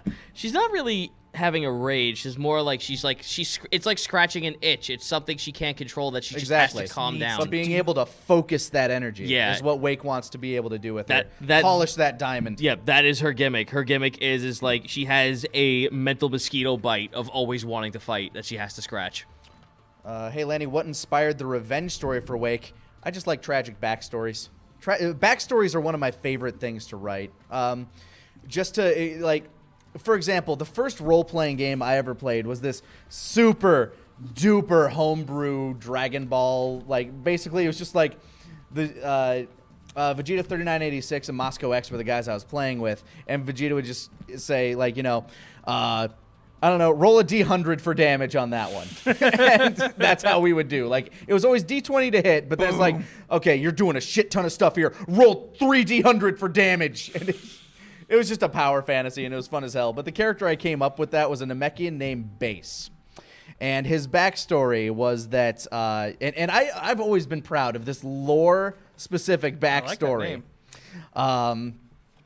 Basically, when Kami came to Earth, before he split from Piccolo to become, Kami and Piccolo, he traveled with somebody that was like a nail to him, somebody that was his guardian, his like childhood friend, his protector. And then when he was going through his trials to become, the guardian of Earth, he had to split with Piccolo, and Piccolo was like super evil, and he tried to attack Kami, like, get rid of his good side. So my character's basically Origin stepped in to fight Piccolo, basically got murdered. And as he was falling down to earth off the lookout, he spat out an egg, which became my character. But that egg landed up in like the frozen north and got frozen for like hundreds of years. It was discovered by the Red Ribbon Army and put in like a little refrigeration tank unit. And when Goku ran through their base and destroyed it all, that's when, you know, it started to thaw and the egg eventually hatched. And that's where my character popped out. In before DBZ fan art. Yeah, in before Base fan art. Yeah. I don't care for writing long backstories. Can't see it very well. Hey, That no. whole page. You wrote that in the first person. I did. Yeah, but Wake's backstory it's relatively simple aside from like basically the only information I've given is and I'm not going to drop like everything because I want it to be discovered through story, but he lost, like, when he was like 3 years old, he lost his merman family, and he was rescued by a fishing village, and that village was eventually attacked. I think I've made a mention that a village has been slaughtered by pirates before. And so Wake set out to find those he could to try to save what families he's lost. And I've only given Zito like a few, like I've gone very, very vague yet specific on a few things for Zito just to like plant, you know, potential boss encounters in the future and lore drops. Like I think I'm on the verge of figuring out what happened to my family. Yeah, but and don't worry. Like I'm going to give you I'm giving you something specifically as a reward for going through Tutorial Island. yeah, okay, cool. That is about your lore. So I'm glad that you do that. I think next week you'll be seeing something special about Wake's past. God help me, I might cry. I love when players, like, when they want to write up a backstory, they only give me small bits and pieces, so it gives me the capability of just saying, how would this work in universe? Yeah, this is how this works in universe. I basically threw you what I am assuming is going to be Admiral Lockwood, the very vague skeleton of that backstory, and I'm very curious to see how it's going to tie in and where it's going to go. How point A that I gave you got to what I assume is like point C or D where we're at. Yeah. Just to Try give J. just to give another small example of like character backstory, one that was much simpler, but I love creating a tragic backstory because I think that makes a flawed character. Yes. Was my alcoholic, overpowered monk that I ran in Shadow Dancer Bob's campaign. Basically, his backstory was that his village burned to the ground by bandits or whatever means. I don't know. He was a baby. But basically the master of the monastery that lived on top of the mountain overseeing the village came down looking for survivors, found my character as a baby, carried it back up, raised him to, you know, his teenhood. But then a traveling half-orc showed up, and he was just like some dude that just wanted to fight the strongest masters in the world. My master came out, and he was murdered, basically. And my character was not a fan of that, so he attacked him and was viciously broken. Like, every bone, like arms, legs, broken, basically just left there, not worth killing, left to die. And so my character lay there, surviving off of basically dew and waiting for his bones to heal. And he set out on his quest for revenge. That's all that character's setup was. Right. And he ended up fighting a lich. So, you know, the lich ended up being his worst enemy. Yeah, at least giving the character like room to grow beyond their story. Yeah. So that's nice. Like you give the DM a little bit of a backstory, so they have like bits and pieces to feed you, but then also you have room to grow beyond that. Yeah. Which is why I'm happy about this campaign, is because even if I help you guys achieve what you want, like in your backstory, like I hope that you want to continue on with the main story, even if it doesn't coincide with your goals. Oh yeah, I'm sure there will be ways to work our goals in. Like, one of Wake's big things, as people might have noticed, is he's not a huge fan of slavery. No. So Seems to take umbrage as with it. we're traveling around the ocean, maybe doing our entertaining thing, maybe doing whatever the hell business venture he has lined up to keep us floating, Wake's going to be looking for enterprises to knock out slavery and things like that. Just a good way for us to travel. No, that's Yeah. fine. That's actually a pretty good. A mercenary ship that takes out slave ships is a pretty good. But undercover, they don't know it's us. We just go in there in the dark of night, That's break in weird. there, and Every time Ezra's Entertainers shows up, slaves are freed. I will say this. I am afraid of how I'm going to be able to keep you on board for a lot of things because yours is so vague enough that you could go anywhere you want and it makes sense in universe for you to just faff off and never come back. Yeah, I mean That's sort of why I wrote him with such a broad motivation, is because I knew you guys had really specific backstories and goals, and I just want to travel around, man. These are my friends. I just want to help them. Yeah, at this point, Eloy basically thinks of us as brothers. I'm guessing. yeah, like as long as we keep on sailing. If y'all was to want to settle down, I might have to sail off and come back visit sometimes. But as long as we keep sailing, man, I'm happy. Yeah, That I'm just like as a GM, I'm afraid of like the thrill of adventure is what keeps me going. There's I so just many want to ways keep that can come to adventuring. a grinding halt. Yeah, no, that's fair. There's a lot of ways that could just end. Yeah, I was very curious because before the concept of Admiral Lockwood had been brought up, my idea was like, there is currently no reason for Ezra to stick with this group once that blockade is done. And I was ready for our final chapter closing episode to basically end with me going, well, I'm going to leave. It's been nice knowing you guys, but this isn't what I signed up for. I just want to be an entertainer, and I've almost died 4 times, so I'm out of here. That's another reason why I was so mad when you bailed at the Navy scene. I'm just like, motherfucker! I was addressing that! but unfortunately, he did not hear the stuff about Lockwood, so he wouldn't have stuck around. And you didn't Only I tell did. him! I didn't have a chance to. That's fair. I only got to after the And then when he fact. told me, my character, as they would, acted very cagey and just like, huh, that's weird. I'm How not going to odd. act like it matters. Must be a common name. I see we got a question here from Probate asking, Zito, can you tell us why Risk worships all the gods, or would that be a spoiler? I'm guessing that has something to do with his quest. That'd be a spoiler. Okay. Don't worry, because I have this question here, like, what side quests do you want to do, which essentially means what character quests. Risk is up there for me because I really, really, really want Risk on our ship. Having a doctor. Out of the need of having someone who can heal you guys. Having a need. I'm sitting here with less than half my health after getting headbutted by a tree. I'm still regretting not bringing Risk along for this. I mean, Troy Hulch might help, but he got blown up with a tree. No, he didn't. He's in the front. Okay, he's out there. Whatever. They're still alive. Don't worry. I'm sure they're fine, but Just because of how stupid I've been acting about it, I really want to see the stuff with Skrung, because I just love playing up the, you're a goblin king, even though there's little to no evidence backing that up. Just Ezra being convinced that this is the fucking shit Skrung would pull on us. Like he's so convinced that he's a trickster that he wants to believe that he's the freaking goblin king. But yeah, to answer the what side quest characters do we really want to bring along with us?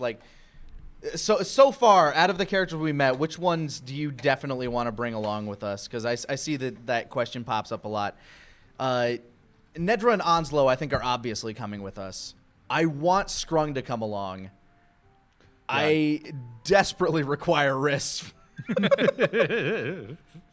And I want Ziaka to come along, but I'm pretty sure she's going to, because we're going to help her find the heart of the island. That makes sense.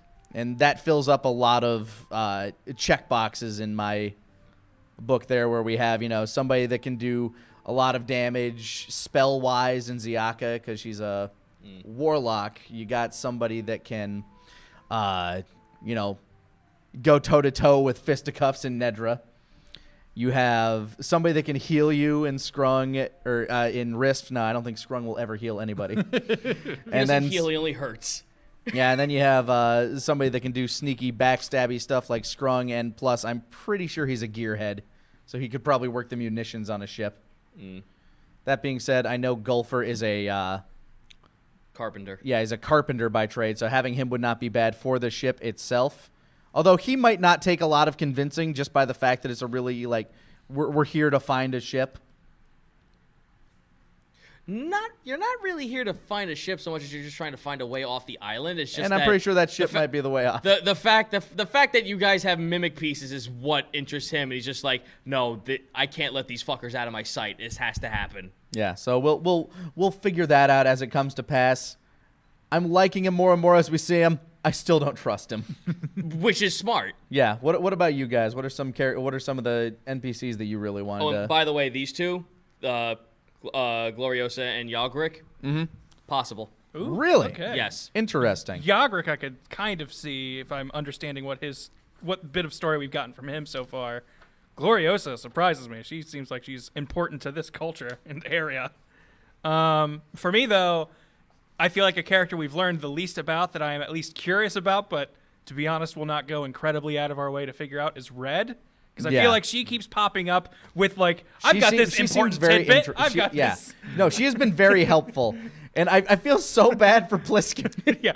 The running joke. Yeah, I feel bad for Pliskin in that he is not won me there. over hardly at all, but every time he shows up, it's just like, oh, and Pliskin's here. Neat. High five. Bye. Hi, Pliskin. I he's wrote like- such a good story for him too. I know, like his You can get the Pliskin Guidon at some point. his need for like what was it, the Gulf Stream incidents Yeah. and like the need for sonic blocking items. Psionic weapons, yeah.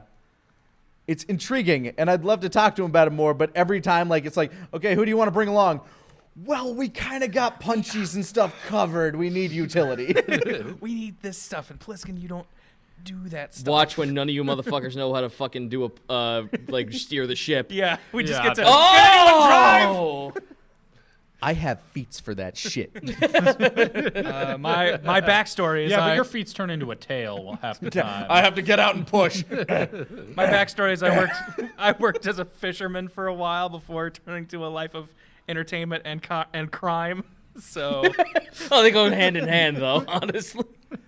look, my character makes a very big point that he does not scam people he thinks are good. He only scams those he thinks deserve it. All right, Robin Hood. He is very Robin Hood. What about you?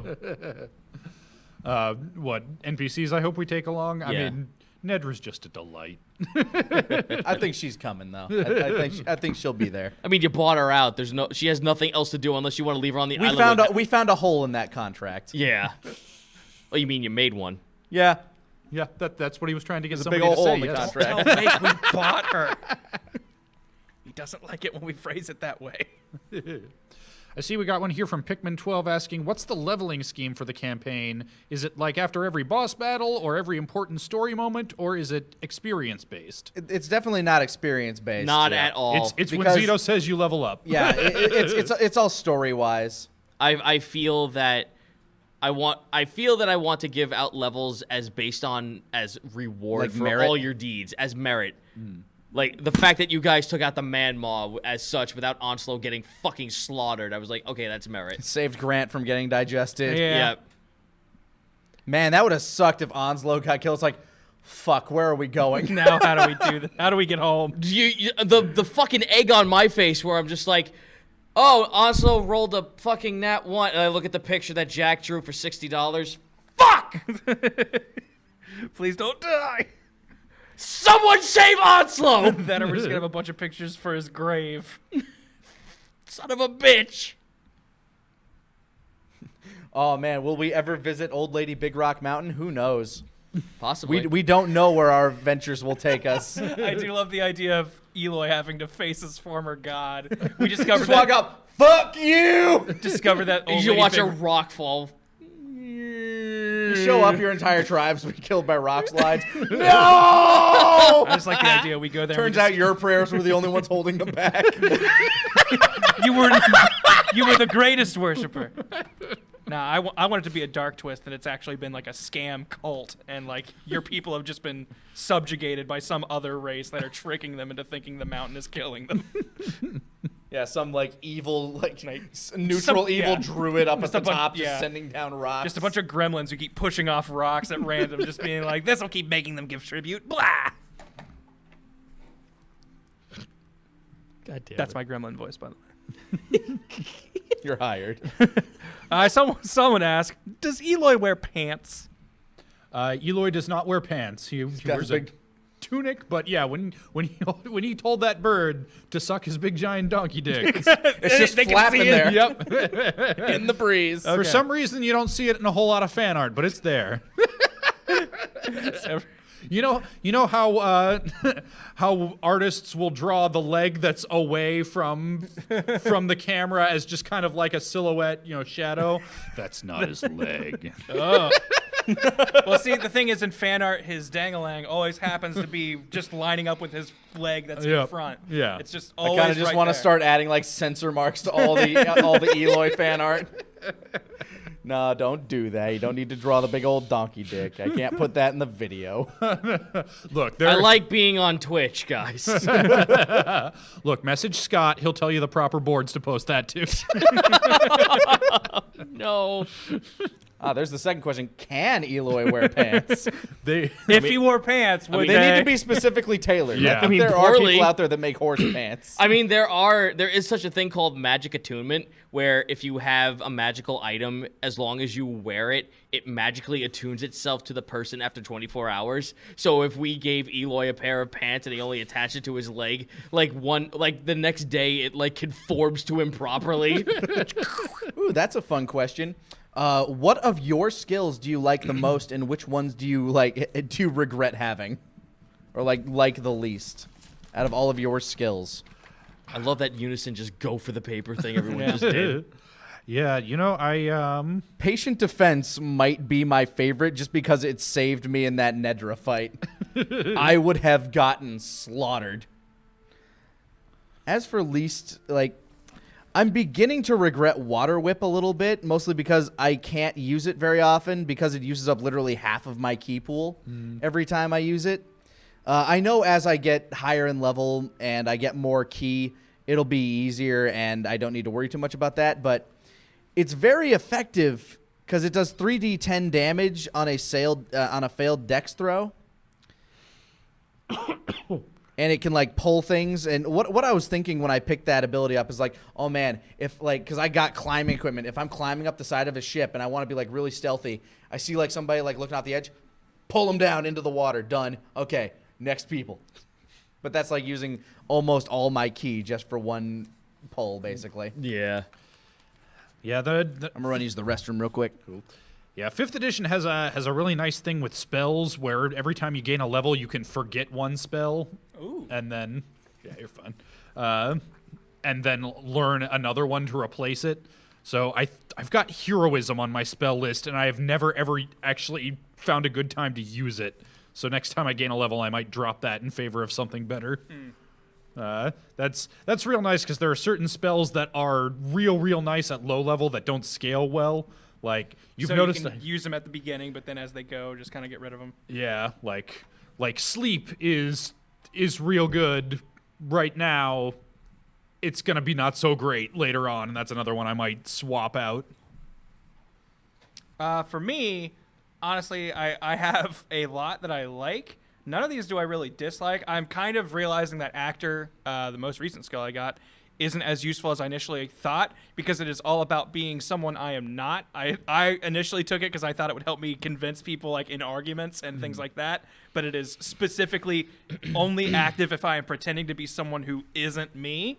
So I can eventually, there are plenty of good uses for it, like when I was acting like I was a naval guy, but I also see that not being used quite as much as I thought. Meanwhile, there's a bunch of stuff that I haven't had the chance to use. I have the ability of second identity where I just have a fabricated existence. I have made up a person who isn't real, but I've convinced everyone he is, essentially. I'm pretty sure these will all be things that will become way more useful when we are, off doing the actual traveling and talking to other people thing. I'm also, I haven't gotten to use it, but I also have second story work where climbing doesn't cost any extra movement and running jump adds my dexterity. And I just want to have situations where I can be I am up that tree and I'm firing down. On a ship, you will most likely have those scenarios. I'm in the went to the crow's nest. There you go. Just zipped up that old mass. Like You're boarding another ship. Yeah. Whoopah! Yeah, On it. Like that kind of shit. I I'm am looking waiting forward for to. ship v ship combat. I'm just like, up in the water. Dude, I can't wait for your water whip to just tear apart the bottoms of ships. No, man, Sink you 'em. don't understand. Like, what I need is I just need a drill. Oh, and I've also Just a told hand crank drill where I'll just like. I've also told you that the merfolk in this universe actually can collect really large sea creatures and use them as mounts or pets. So you owning a bunch of sharks as pets is viable. Yeah, no, I want to get like orcas and things and just. Oh yeah, no, there's a merchant. I told you this, but there actually is a merchant in the ocean who sells animals, and one of them was a blue whale. Yeah. You could be sold a blue whale. I also You can wear our ship as a hat. I've used it a couple times, but honestly, Thieves Can't has let me listen in on some conversations, but I have a horrible memory and tend to, in the moment, like, have really bad handwriting when I'm trying to scribble something down, so it frequently comes out of, I know they said something about this, which I don't, like, I kind of like not asking for correction if I forget or mess up details, because I think that's accurate to the character, just being like, I mean, I heard them say something about, I'm pretty sure there was like a lever or something, I think. And just like, I think that works out. But also, I haven't been using it to its fullest ability just because of my own dumb memory. I mean, you can talk to Skrungle if you ever just Yeah. want to shoot back and forth. When was Pliskin introduced? Episode 1. Yeah, he's been here from the start. Skrung, Red, Riff, and Pliskin were here from the start. Yeah, they were all on the Volton with us on the way to Jahal Cove. And Pliskin's human, right? Yes. Yes. Okay, I always forget what race he is. Of course you do. Everyone forgets. Everyone forget. Just sitting in the bar. She's just tavern. Just they went off without him again. Everybody forgets about Pliskin. This is the problem with humans in RPGs. Either they make them mechanically so good that everybody plays human. In 5th edition, they're really good. Yeah. They get a +1 to each stat or a free feat. Yeah, well, that's the thing. +1 to each stat sounds real good until you remember that any given class has 1, maybe 2 stats that actually matter. Yeah. Which is why human fighter just kind of makes the most sense, really. Yeah. Well, here's the thing is that a lot of characters in here, like, I've seen a lot of people try to match what characters' classes are in the campaign, like a lot of NPCs. Like I've been pretty good about guessing those. Yeah, but I've seen a lot of people who have guessed Onslow wrong, Skrung wrong, Gopher wrong, and Pliskin wrong. And I'm just like, I like this because that means you don't know what he does. And even if you did guess it, he probably has a skill set or a set of moves that make him peculiar or particular for certain situations that you might not even think existed. Makes sense. Like, yeah, like, oh, it's just generic sword guy, right? Yeah, but generic sword guy also has this thing that you motherfuckers had no idea about. Don't realize his one arm is mechanical and it's a cannon. Ooh, this is a loaded question. Putting Zito on the spot. Zito, out of the main 3, who is your favorite? And then there's 3 categories: during combat, backstory-wise, and personality-wise. Who's your favorite, Zito? Who's your favorite?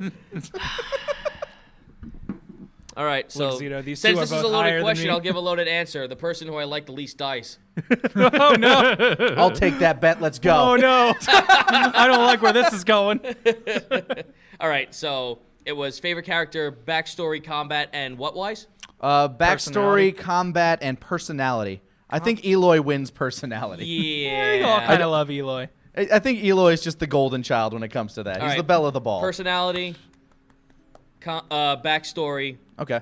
combat. Really? Yes. Ezra for combat. Yes. I think it's Because I of all ruined- all the japes, fuck ups, and everything, it makes it That's fair. fun. Yeah. Even if that seems like it's a backhanded comment, it's not. no, You I- make No, combat you fun. you shoot me in the neck. You blow me up. You just. do you. I have made multiple Molotov cocktails. Just been like, hey, this will work. Let's go. No, you're just being thrown into a situation. I was not ready for this. Yeah. My guy is all about, I am not a combatant. Like, I am a thief, And that's as in what- I steal. I am not a That's what cloak makes and it dagger fun. man. That's what makes it fun. is that you're in combat situations when you're not prepped for it. So it's thinking spur of the moment. That's what makes it fun. I have a bunch of tools that I keep ignoring or forgetting about, and be ready to see me bust those out during some combat scenarios where I'm like, I don't know what to do. I've got this hammer. I'm going to drop it on this guy from above him. I hope it works. You have this toy gun. Yeah. Shit! Wrong Freeze, motherfucker! Zito, if somebody were to bite into the abyssal tumor, what would it taste like? Huh. If someone were to bite into the abyssal tumor, what would it taste like? It would taste like entropy.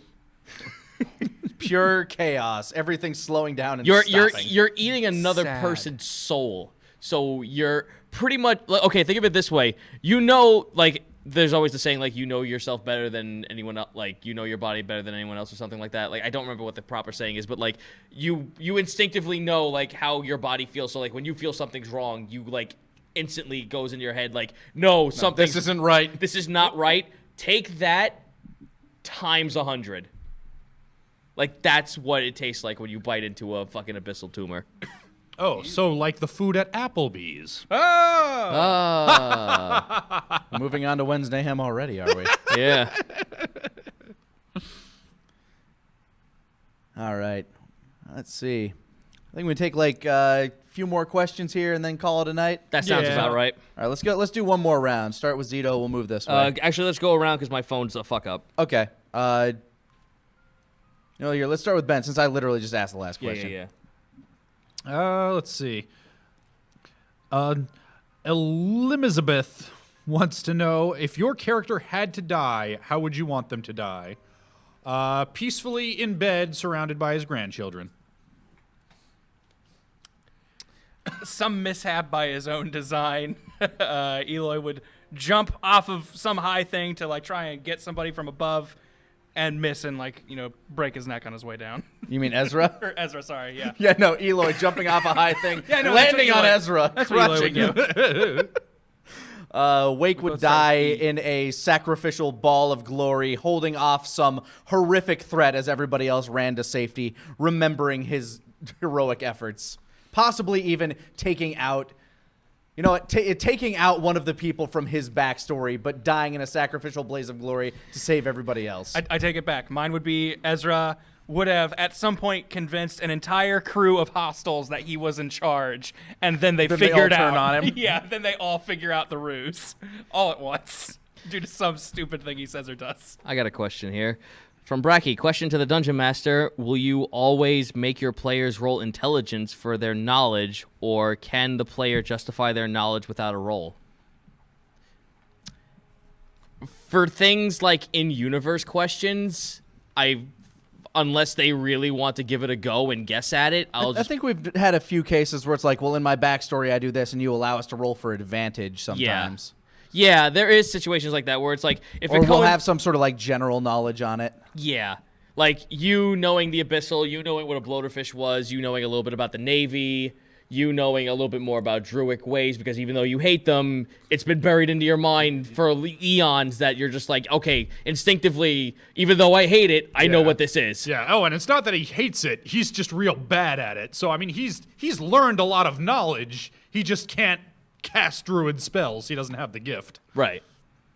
So if it coincides with backstory or has a lore purpose, then I'll let them slide with it. But other than that, I'll have to have them roll intelligence checks. It's fair enough.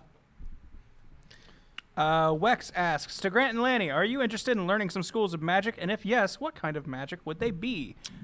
If anything, Wake would probably learn some druid magic, just because his mama was I can't say like she was the druid of the clan that he like was born Came from. into. Okay. And she was like I'm not sure if like archdruid is the right way to go, but she was a very powerful druid. So it's kind of in his veins, which is why he is an elemental monk. I'd probably learn some illusion stuff. I would like to trick people into seeing or hearing things that aren't there. Being able to magically throw my voice or something would definitely be something I'd get use out of. That kind of stuff. Alrighty. Do we have time for like maybe 2 more questions? We can do 2 more questions. I'm gonna do one joke question first, which was could Eloy take Wake in a fight? Most certainly, Wake would not want to hit Eloy. That's his greatest weapon. Yeah, he's too likable. I can't punch I him. am disarmed when around you. And Big ol' puppy here's dog the real eyes. question for the table. What is your least favorite class and why? Least favorite class. Well, I would be biased for this because I've been shanghaied into playing this class all those years ago when I was in high school. Well, that's a reason. Yeah, that's Yep, probably a good reason. fighter. Fuck that. Like, as much as it has utility and everyone, like, it's a really good class, I get its uses and utility. Fuck it, because it's the most vanilla shit I've ever seen. I actually agree. I think just because it's supposed to be one of those jack of all trades classes, and I know 5th edition has changed it up a bit. 5th edition fighter seems a lot better than 3.5 or I never played 4, but fighter always seems really boring to me. It's like, well, okay, so you just want to be a little good at all sorts of combat. Why don't you just it feels boring. I think fighter is what you roll up for somebody who's just started and doesn't want a lot of complicated shit to keep track of. I was afraid he was I going was to gonna pick say, fighter. I considered it for a little bit. And there's nothing wrong with that. Yeah. No, it's a and very that's good fair. newbie class, and I would also argue that monk is a very good new class, just because you don't need to worry about, oh man, how do I stat my equipment and stuff like that. No, it's just like, here's your AC, go punch shit. Well, here's the fun thing. It's like, even if you were a fighter, it's like, okay, so based on all these fucking feats, like, you are the feat master. All these feats that I got, this little +1 axe that I have, okay, it may have given me the +1 and maybe, like, my strength gives it a +4.